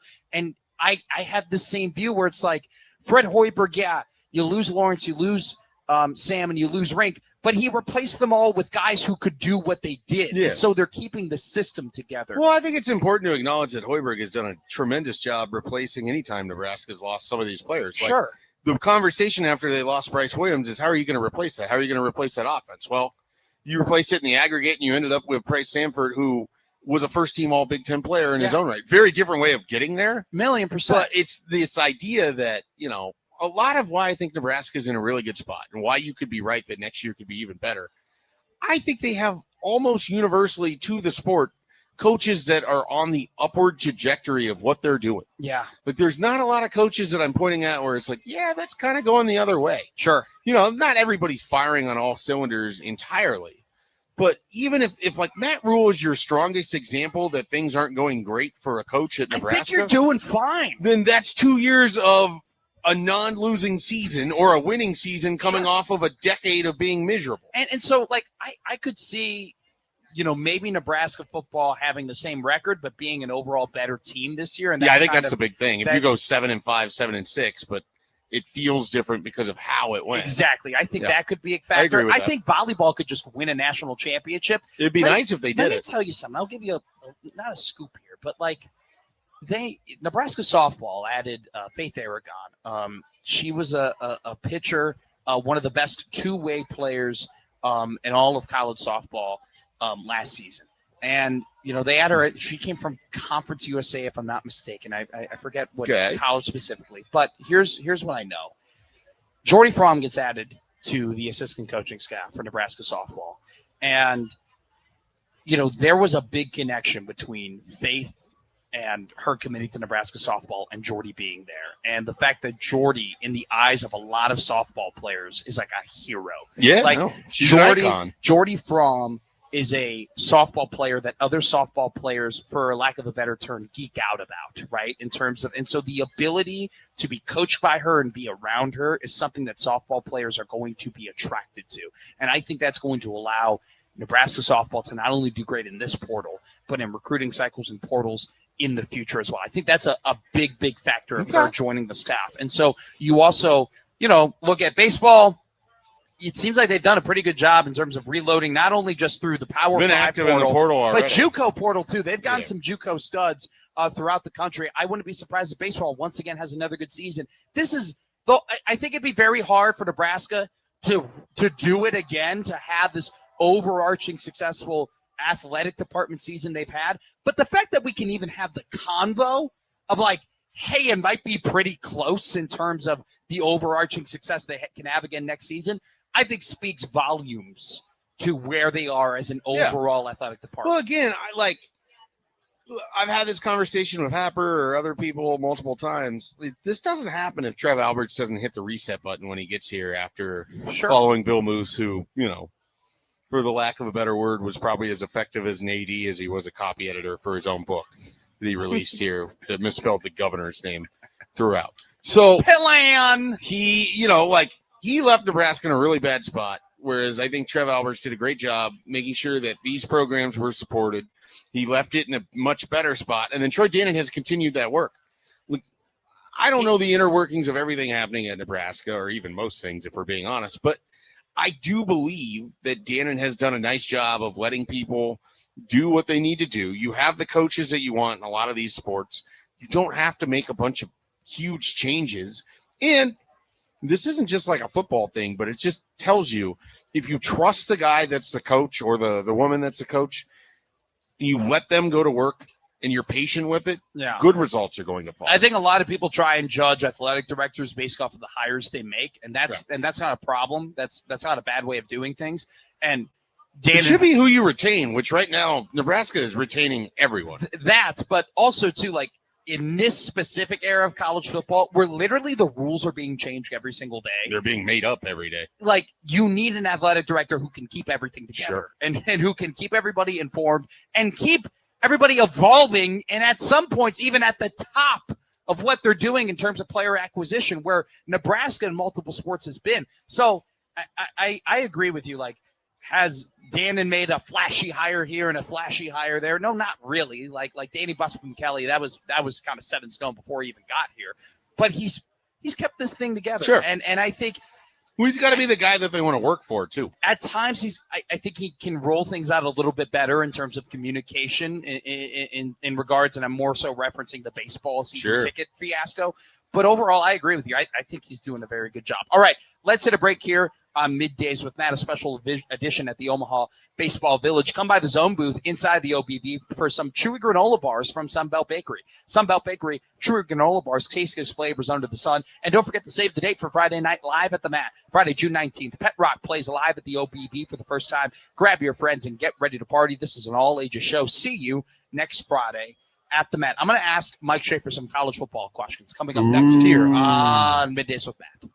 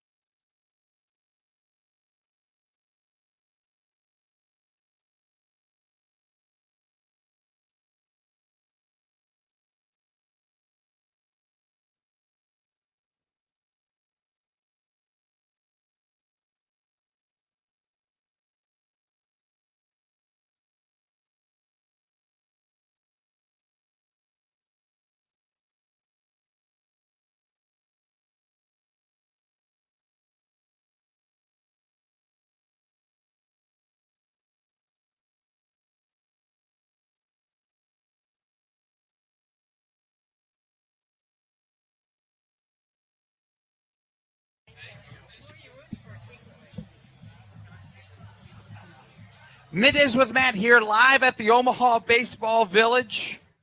A very special edition here. Mike Schaefer, Matt McMaster, Josh Hodson, Joey Warcola back at our 50th and Dodge Studios. Joey pulling double duty. Why is it so special, Matt? Well, because we're here at the OBV, and it's powered by Access Bank, here for a reason, yours in Children's Nebraska. Come by the Zone booth inside Omaha Baseball Village for some free Haschel vouchers from Early Bird. Early Bird brunch, not your everyday brunch, every day. All right, whole vouchers. Little college football segment here. I'm putting Mike Schaefer on the spot. But good, bad, ugly. All right? Give me a team that you are high on. Give me a team you're mid on. And give me a team that you are ugly on. And yeah, I can give you a couple. Do you want a team that I think is fringe dark horse for the college football playoff? Yes, I would love that.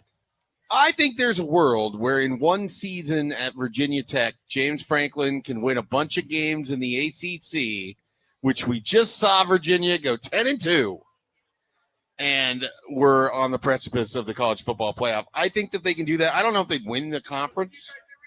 Thank you. You're the man. I like Virginia Tech and James Franklin to have a good year this year. I don't.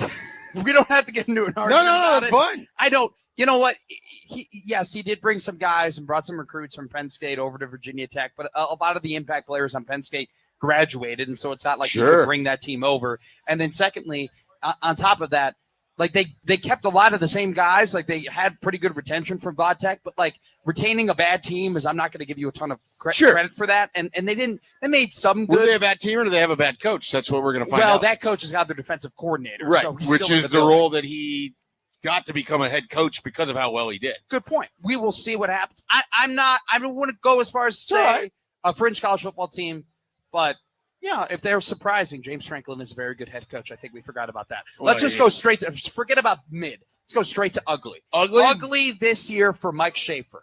I think if you're looking for the Penn State of 2026. Everybody is. We were looking for the Indiana last year. Now we're looking for the Penn State. You are going to go down south. Their team is actually playing here at the College World Series. Are you going to go Oklahoma? I am going Boomer Sooner. Wow.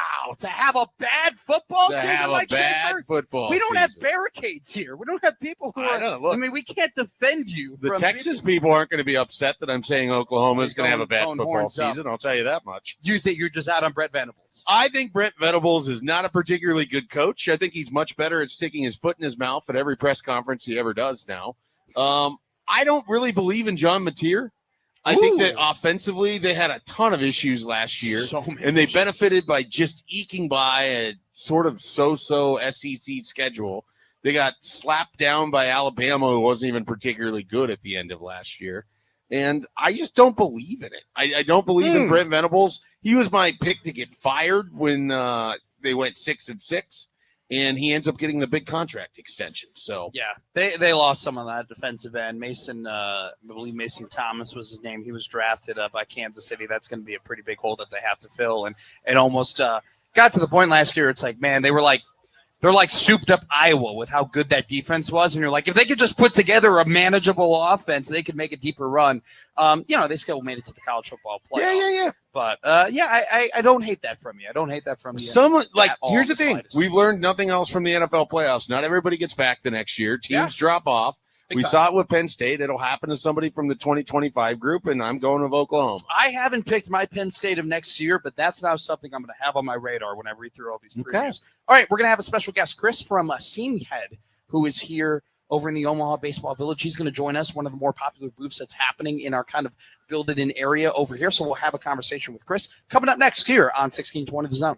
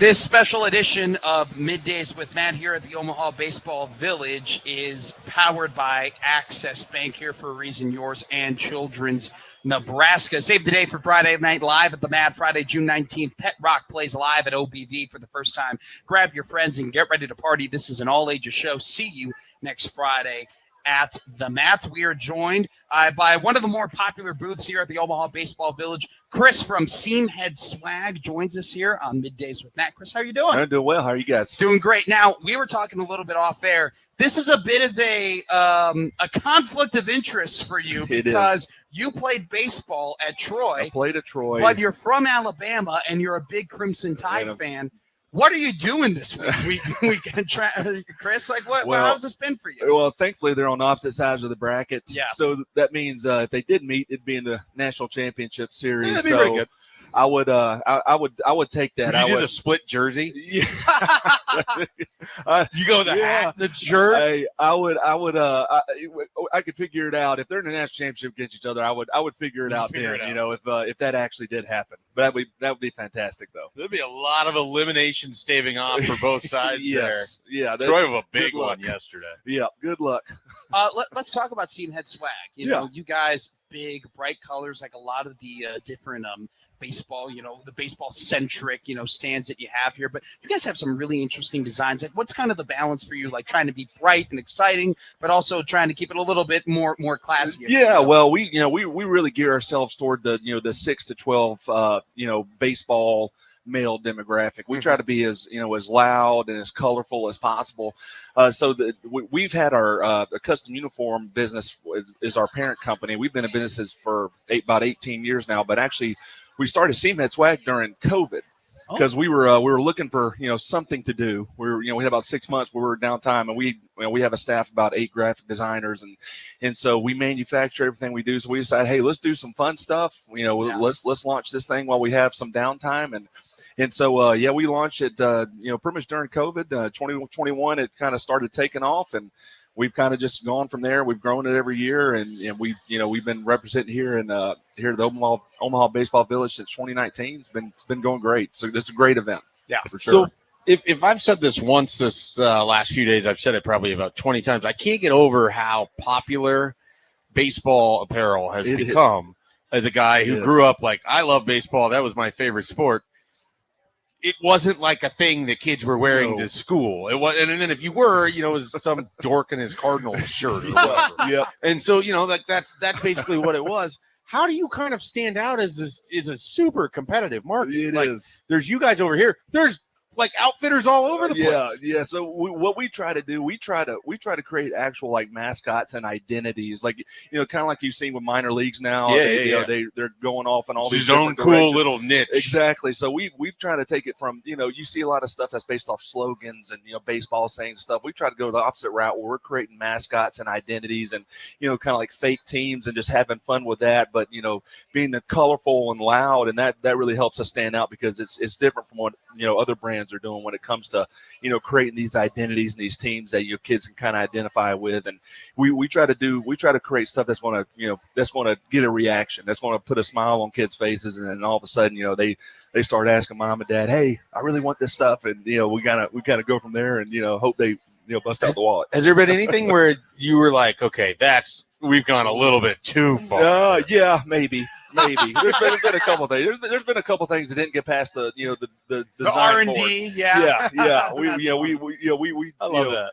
Most of our staff, we have kids and moms and all that stuff, and we'll throw some ideas their way, and they'll kind of if they're silent, okay, that one's not making it. That one's not making it. Chris from Seamhead Swag here, love the name Seamhead Swag. You're in the heart of the Omaha Baseball Village. You got a prime little area over there, back by the entrance, a really really big area. You're wearing the shirt. I love the shirt you got here, the Bomb Squad with a baseball, and he's got the bomb pop holding it with the baseball handle there. What is that? Your best selling item? What's flying off the shelves right now? It has That's been. Awesome. You talk about making minor league logos, man. That looks like a minor league baseball team. Right the Bomb Squad is everything's based off the Bomb Pop popsicle, the shirts, the hoodies, shorts. We even got hats. But this has been our best selling collection so far. Awesome. Yeah. Is there anything where you're like, I cannot believe this is so popular? Yes. We had a Daddy Hacks collection. It just people just have responded to the Daddy Hacks taking a huge cut, a huge swing at a ball. We really didn't think that would, be much of anything, and all of a sudden it starts, flying off the virtual shelves on the website. Amazing. We start taking it on site, and it's still selling great. And you just never know. You never know. And the stuff we create that we think, man, this is going to be great. Right. Sometimes that doesn't work out. We have to pull it. So we could talk for literally hours about baseball apparel and just the evolution of it. Chris from Seam Head Swag, thank you so much. Hey, we appreciate it, guys. Thank you. On Middays with Matt, the 1620 Zone Radio Network. Come by the Zone booth inside Omaha Baseball Village and register to win ice cream for a year from 10 and Wally's. 10 and Wally's official ice cream with 1620 Zone, celebrating 40 years with over 3,000 flavors. Benson and the Old Market. Omaha, Hour 2, presented by Nebraska Medicine, Fred and Pamela Buffett Cancer Centers. Get a second opinion at nebraskamed.com/cancer. And don't forget the 1620 Zone hydration sponsor. Nothing says happy birthday, America, like an ice-cold Coca-Cola. This summer, pick up a Coca-Cola and drink at America's 250th. We have a very special guest coming up from Herd at Sports. Dan Hoppen will join us here, giving you all the tips and tricks when it comes to food around the OBV here on Middays with Matt.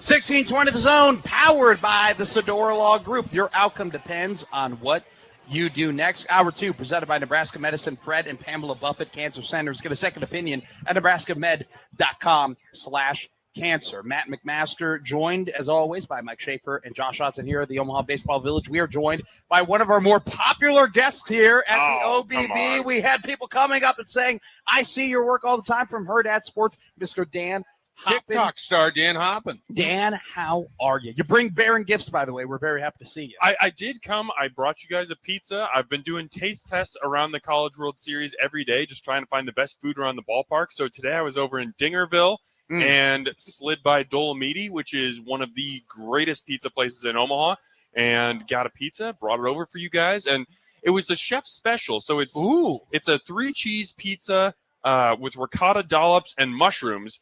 And a couple of the crew here were like, well, I'm not normally a mushroom guy, but I'll give it a try. Nope. And just that crust is so good that even if you don't like mushrooms, just eat it. You're going to enjoy it. I'm a Chicago man. So when it comes to pizza, I would say that wood-fire pizza is probably the type I eat the least, right? Because I have the tavern and the deep dish and even maybe more so New York style. But did you know Matt was from Chicago?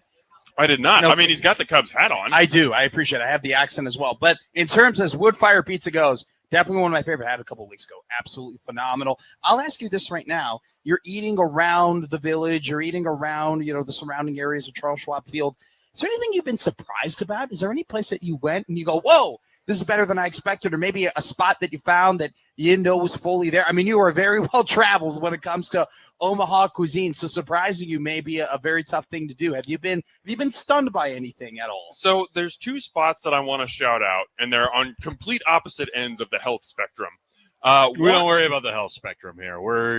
We just know going in, you want delicious food, sometimes you have to venture a little bit past what your caloric intake might be. This is very true, but I also discovered a place, I'll lead off with this, that actually is healthy and also delicious. Even better. I don't know, I don't have a ton of experience with acai bowls, but there's an acai place. It's called Jasai. A pair of sisters, they're still in school, and they opened it, and they do pop-ups. They're junk stock, and they come out to the College World Series and make acai bowls. Absolutely delicious. You're going to have to tell me what this is, because I'm blanking on this. So acai is a berry.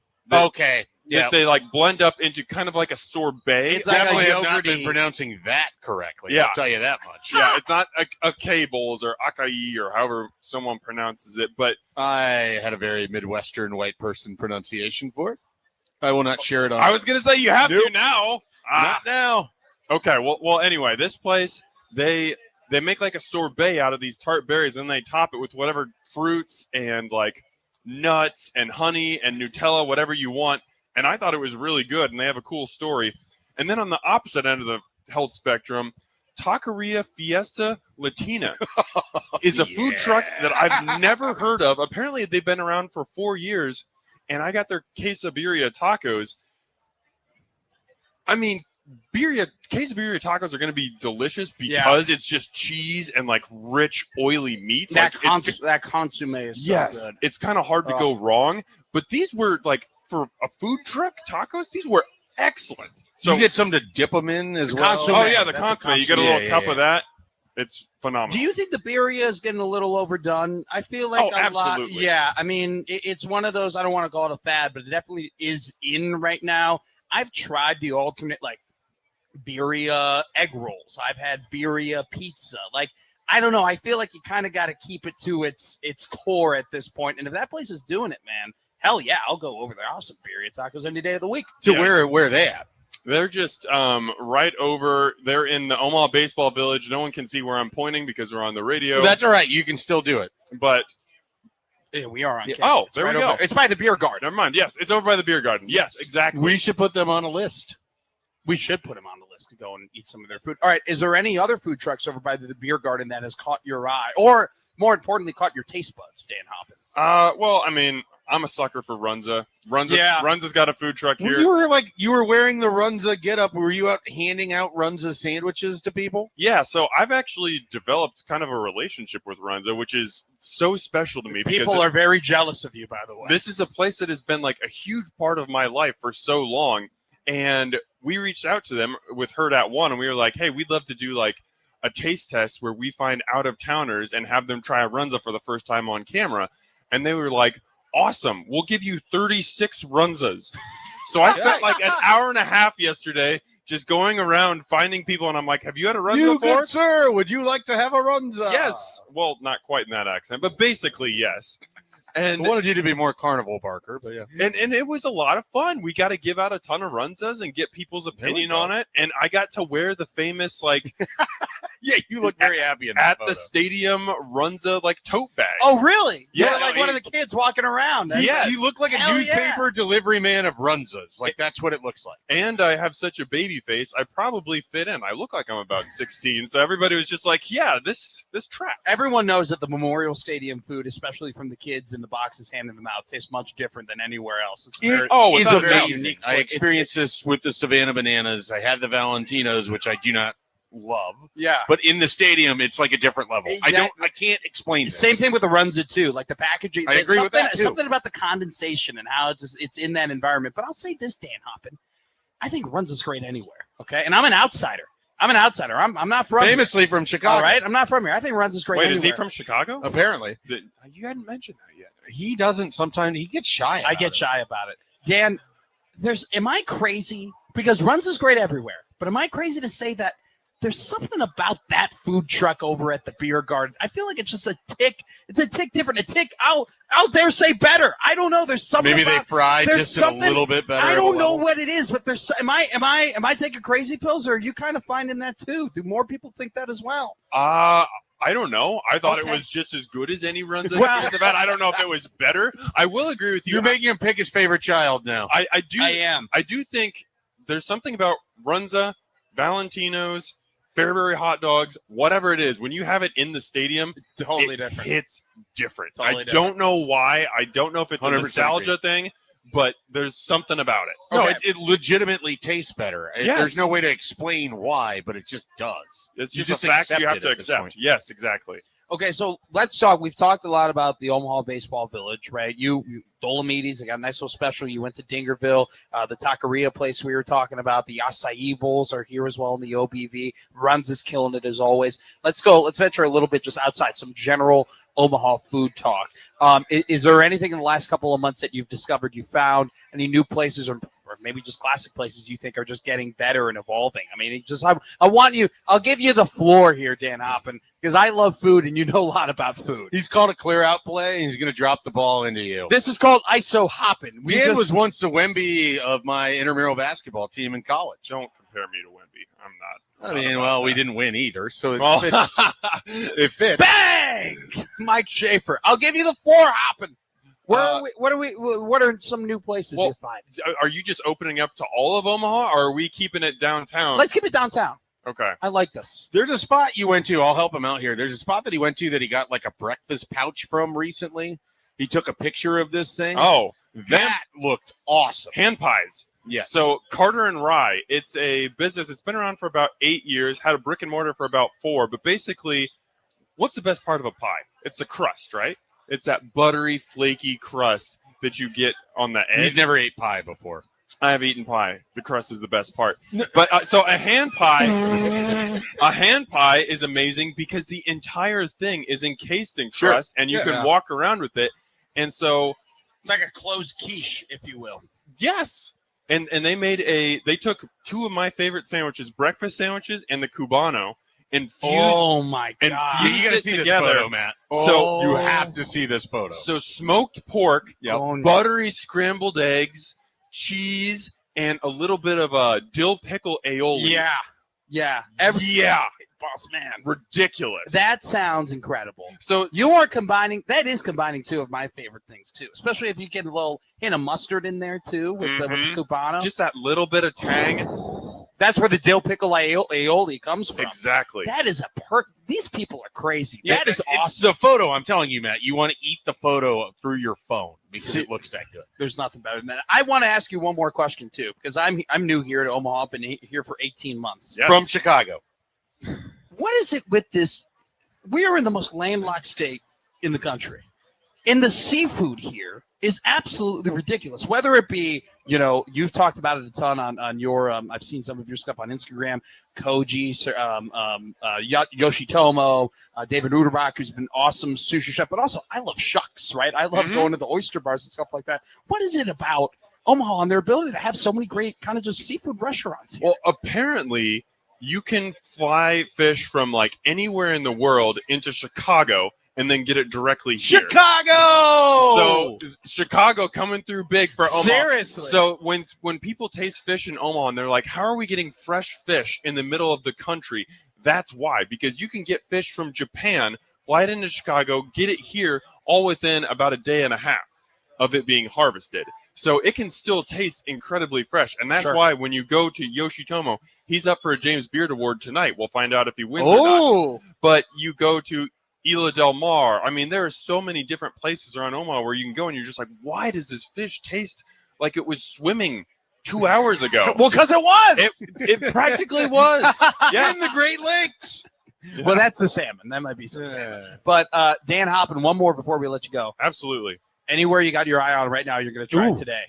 Anyone like you've been looking at them, you've been eyeing them from across the bar. You're about to go up to the pretty woman and say hello to them.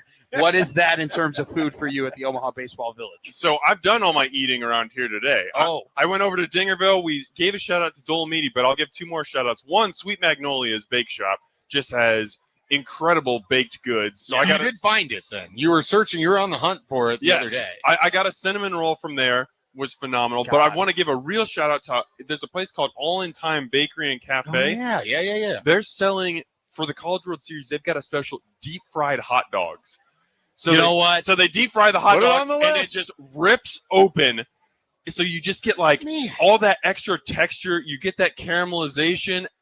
It was one of the best hot dogs I've ever had. In theory, it doesn't work, but it totally works. That's I don't care if it. it like. Look, theory, not theory. I just want to eat it. It sounds great. Absolutely. It was wonderful. Absolutely. Dan Hoppin of Herd at Sports, my friend. Thank you so much. Great meeting Thank you, Great guys. talking to you. Thanks, Dan. Hey, Appreciate it. you're seriously killing it on social media, man. As somebody who's new here to this town, to this city, I see some of your videos on Instagram in particular, and you gave me some nice tips and tricks go out. So I appreciate the content that you do. You're killing it. Killing it. Thank you for coming on Middays with Matt. It is my pleasure. 20 the zone here. Come by the zone baseball or the zone booth inside Omaha Baseball Village for some free hash hole vouchers from Early Bird. Early Bird brunch, not your everyday brunch every day. In 1620, the zone is powered by the Sedora Law Group. Your outcome depends on what you do next. Well, what we're going to do next is talk to more food people. I think we're going to get the guys from Greek to Me over here. They've been killing it with their Euro stamp, but they've also been switching it up with some hot dogs as well. So we'll talk to our friends, hopefully coming up next here on Middays with Matt.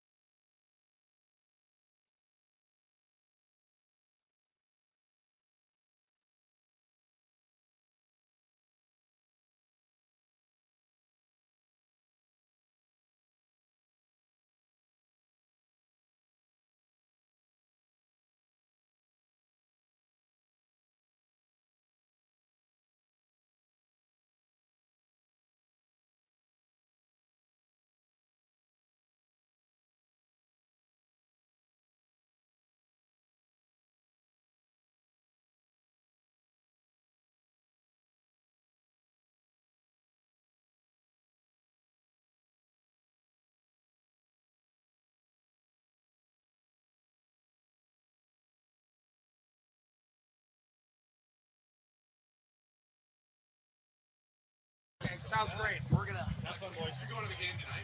Yeah. live here from the Omaha Baseball Village on 1620 The Zone. We got the entire Usher family over there. Shout out to the Ushers, the whole clan over at the Omaha Baseball Village. Appreciate them. As always, save the date for Friday Night Live at the Mat. Friday, June 19th, Pet Rock plays live at the OBV for the first time. Grab your friends and get ready to party. This is an all-ages show. See you next Friday at the Mat. And come by the Zone booth at the bullpen inside the Omaha Baseball Village and register to win the 1620 Zone prize pack of KC Royals porch tickets and ice cream for a year from Ted and Wally's 13th and Mike Fahey. We've had some news come over. News? Desks here at 1620 The Zone throughout the time we've been here at the Omaha Baseball Village. The Chicago Bulls have hired a new coach. Dan not understanding the Chicago joke over and over again was one of your better it bits. kept coming up. Like, I don't think I'm force feeding it. You are what do you mean you're not force feeding it? No, you it are totally works its way force-feeding in there. You started with, did you know he's from Chicago? Okay, but that was the that first was one. forced. But then it keeps working its way in. Yeah, because the man's talking about food, and I come from one of the most influential food cities in the world. And you happen to mention Chicago every 6 minutes. That's not entirely true. It's more like 18 minutes. That's when I mentioned I'm going to work on hometown. your exact statistic for that. How many Chicago mentions a If cat? your radio show was a word cloud, it'd be Nebraska, Huskers, and then Chicago would be the third, right? Your producer agrees. word cloud sports sounds like a wake up Barstool segment that you would be very mad that they have. Oh, man, they come up with stuff. It's also amazing. Happer hasn't been in the last couple shows. The television is just not on. Or if it's on, Joey has just selected what he wants to watch. I feel like I'm the only person that works in that studio that does not ever care about the television. Josh Hodson, answer that question. That's not true because I was around for the Olympics when he was freaking out about every hockey. Okay, so but that's different. That's a passion. Josh runs the TV. I never watch the TV. Yeah. I don't. To me, TV's useless without volume unless I'm watching sports. I like to watch sports with no volume on. Like I just kind of like because sometimes I think these announcers don't know what they're talking about. Yeah, I mean I'm that way too. Like You know? I'm totally fine watching stuff without. But like it's just Stephen A. Smith just he's just mouthing. It's just it's just like I don't. I barely need even to hear Big T to know that he's saying something idiotic. He got married over the We weekend. heard. Yeah. Well, hopefully he got our wedding gift. Did you send him a wedding gift? Yeah, we sent a special segment of our show to him. Did he get up? Yes, see, mazel to Big T. Exactly. Was he the man of the weekend or was No, he? I thought about doing that. but I didn't. Was he Friday shout I out didn't- or did we do a Friday shout out for Big T? No, I don't. you think should we have did. done a Friday? That shout would out have for been. Big That would T. have made more sense. How did Brian Gallagher feel about the Cup of Joe headlines today? Well, By the way, the Cup of Joe headlines got brought up to me at the Omaha Baseball. look at that. All right, let's I was go. with my buddy Sam. Joey. You better be fist pumping back. In My the studio buddy right Sam Reiling was like, yeah, every time like I'm driving to work, I happen to come into the same points, and every time it's that producer guy who's doing the headlines. And so today we got faked out. So we picked one of the headlines, and it didn't have a whole lot in the story. Oh, And so then we were able to get both of the headlines in. So nice. it was one of the rare days where we got both stories. The second one was a little bit better because a man was charged for being basically drunk while operating a kayak in the Northwest Territories. That So can happen. that can happen. Yeah, you can be charged for, kayaking under the influence. I've only ever had beer on a fishing boat once. Okay. And You don't that seem like you would like kayaking.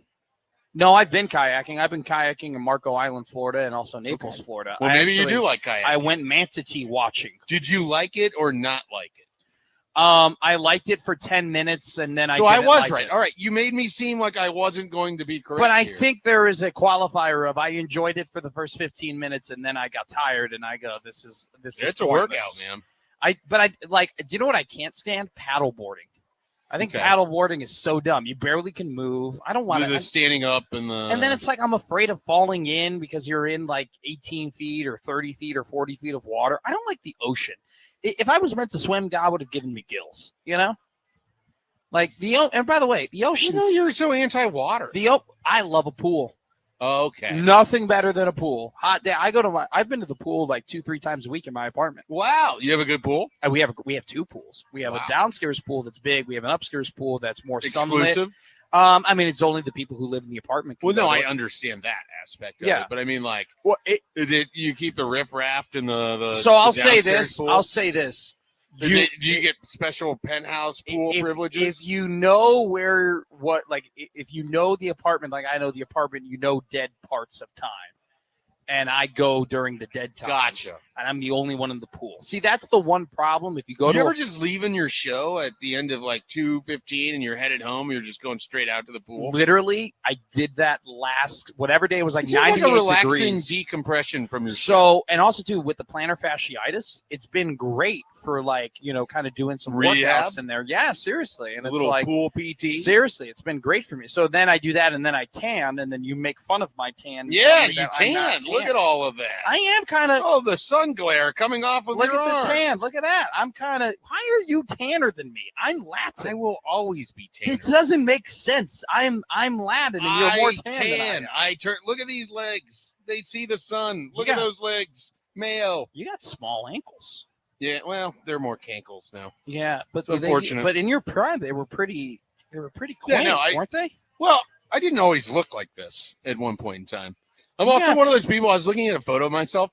I would say, like, if you look at a photo of me, 70 to 80% of my weight looks like it's in one very compressed area. No. Everything else looks like the man is just. I don't mean to make fun of you or anything, but you have big calves and small ankles. You have a decent frame. Your shoulders aren't. There's not much mass on the frame. Your shoulders could be a little bit broader, but you were. I mean, just looking at your body archetype here, you had to be quite the hell of an athlete, Mike Schaefer. Why didn't you go and play college I had sports? no foot speed. I could play and do other things. Okay. I had an arm. That was the one plus skill that If you had wider shoulders, you'd have the making of a fringe 3-star prospect. Yeah, I don't know. You'd have to play football longer than your sophomore year to get there. Speaking about football, another top 5 on 3 Big Ten ranking. Whoa! Today, okay. And a Husker was indeed on it. All right. Andrew Marshall coming in as the 5th best corner. 5th, okay.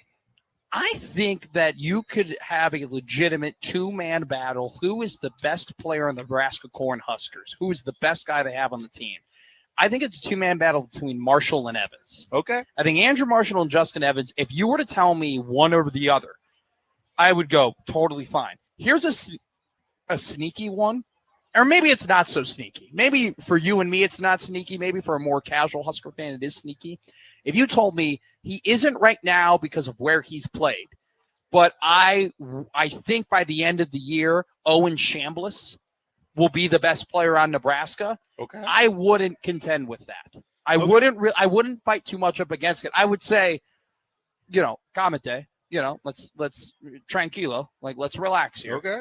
But based on his height, based on his weight, based on his film, like he could be a guy if the speed can keep up. The physicality definitely is there to be great in the Big Ten. Notably, all 3 of these guys that you mentioned have been on that series that you've been kind of tracking here to see if Nebraska would appear. I mean, this is what I believed before. Like the series confirmed, but I believe. Sure. Being honest. And I think I mentioned to you that Justin Evans is a guy that if I was picking one player that was the best player on Nebraska's roster, that's the guy that I would go with.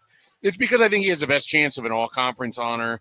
I think he's really good. I don't know with the NFL with Justin Evans because of size. Like he's not as big. I will say though, if you're gonna be small at a position in the NFL, sure, that's the one position where you still also have to survive the very, very large humans that play nose tackle. Very good point. But if you can use Jason Kelsey put it the best. Like this wasn't a New Heights pod, by the way. I was watching him just breaking down film. He's like, for me, if I needed to be longer or smaller than somebody. Like if I played a guy who's bigger than me, because I'm smaller, I have leverage. I can get under him. Mm-hmm. And if I played somebody I was smaller than or was smaller than me, I could just use my length and I could go ahead and be longer than right. Me. He told me, or he didn't tell me, but he said on the pod, Puna Ford was the Jason Kelsey stopper because Puna had long arms but was smaller than Jason. Okay. But he couldn't do anything. All this to say with Justin Evans, I'm not pushing back. If we're going off projections, he's not going to be like a day one. The reason people would be very intrigued, the reason Nebraska is really intrigued, he's a plus athlete as a center.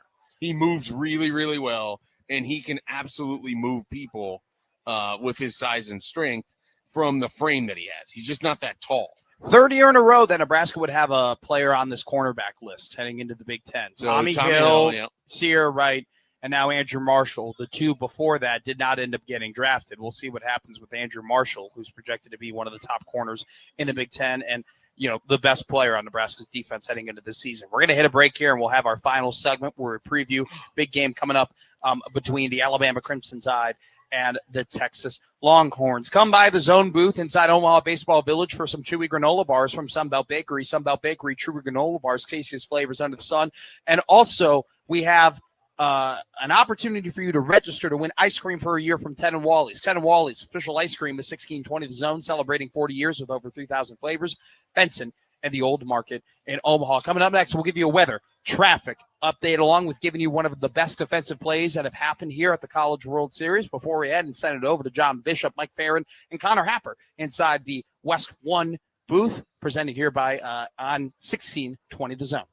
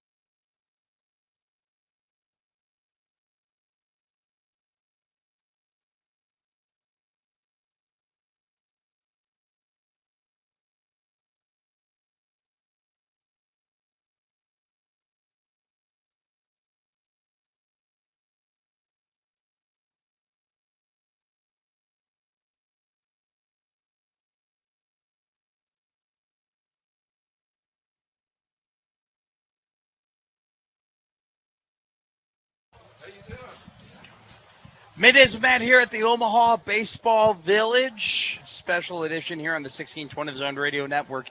This special edition of MWN brought to you by Access Bank. Here for a reason, yours and Children's Nebraska.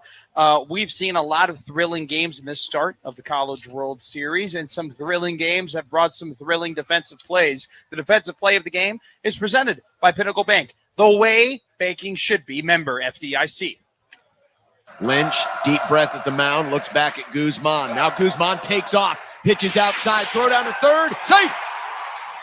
And immediately Cooper Nicholson gets up, does the hand cupping gesture, and suggests that they want to take a look at this.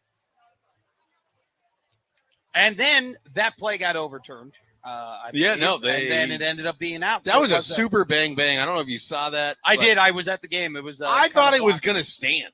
Yeah, I didn't know that there was going to be enough that you could call him out. I think there was also obstruction that kind of played into that as well a little bit with the foot in front of third, but ended up being an out and a very pivotal out as well in that game. An important one. Let's go ahead. We're 4 minutes away from sending you to John Bishop and Mike Farron. Let's get a traffic and update and weather update from Mr. Josh Otza. J.O. Traffic presented by Park Omaha today. Make a game plan for your parking. Learn more about parking in advance at parkomaha.com. Usual stop-and-go traffic as you're trying to get into the stadium on Cummings Street, although today being the Monday day game, it's probably the lowest attended game of the series year in, year out. So your cross streets, not a lot of traffic. You're fighting there on like 10th, 11th, trying to get into Lot D from the south. Watch out for pedestrians and out-of-towners. Traffic presented by Park Omaha. Make a game plan for your parking. Learn more about parking in advance at parkomaha.com. Alabama versus Texas, an elimination game. We've already seen one SEC team get sent home. Ole Miss, the Rebels, got sent packing by the Troy Trojans. Who will be the second SEC team to go back home to the Southeastern Conference? Mike Schaefer says who? All right, so I was completely and utterly wrong about Alabama, Oklahoma. I was correct on Georgia. Yes. We're going to go back to the Alabama well again. Texas out of the College World Series. Zane Adams will be on the mound for the Alabama Crimson Tide in this one. Like, I think Texas entered here as one of the better teams in all of college baseball. Tough draw getting Georgia in game. Very tough draw getting Georgia in game one. And let's just be real. I mean, the toughest draw, right, was the loser of that Texas-Georgia game, because then they get Alabama in game two, or they were going to get Oklahoma, who was a very hot team entering the College World Series. So hell of a road for Alabama to get into the championship series. Texas to get in the championship series. Honestly, it's a hell of a road for either of them to get to the championship series. Well, they're all coming from the same side. I'm going to be the contrarian. Give me the Longhorns. Okay. I'm going to go with that. Josh Otson, what do you think? Matt says hook 'em. Roll Tide, baby. That has been our broadcast here from the Omaha Baseball Village. Middays with Matt. It was a ton of fun with you, Mike Schaefer. We've been having a blast here over the last couple of days. Josh Odson and I will be back in these very same seats in between game one and game two. Your friend Brian's going to join us. Brian Gallagher. He broadcasted with you. He will now be broadcasting with me. The Morning Boys running some double duty. It's going to be a very fun broadcast between Brian and I. So we are very excited for that. And we'll come back after game one and then lead you in to game two. TBD on how long the show is going to be. It definitely depends on how long game one goes, but ton of fun here from the Omaha Baseball Village. This broadcast powered by Access Bank, here for a reason, yours, and Children's Nebraska. Let's send it over to John Bishop, to Mike Farron, to Connor Happer of Westwood One, broadcasting you the second elimination game of the College World Series here on the 1620 Zone Radio Network.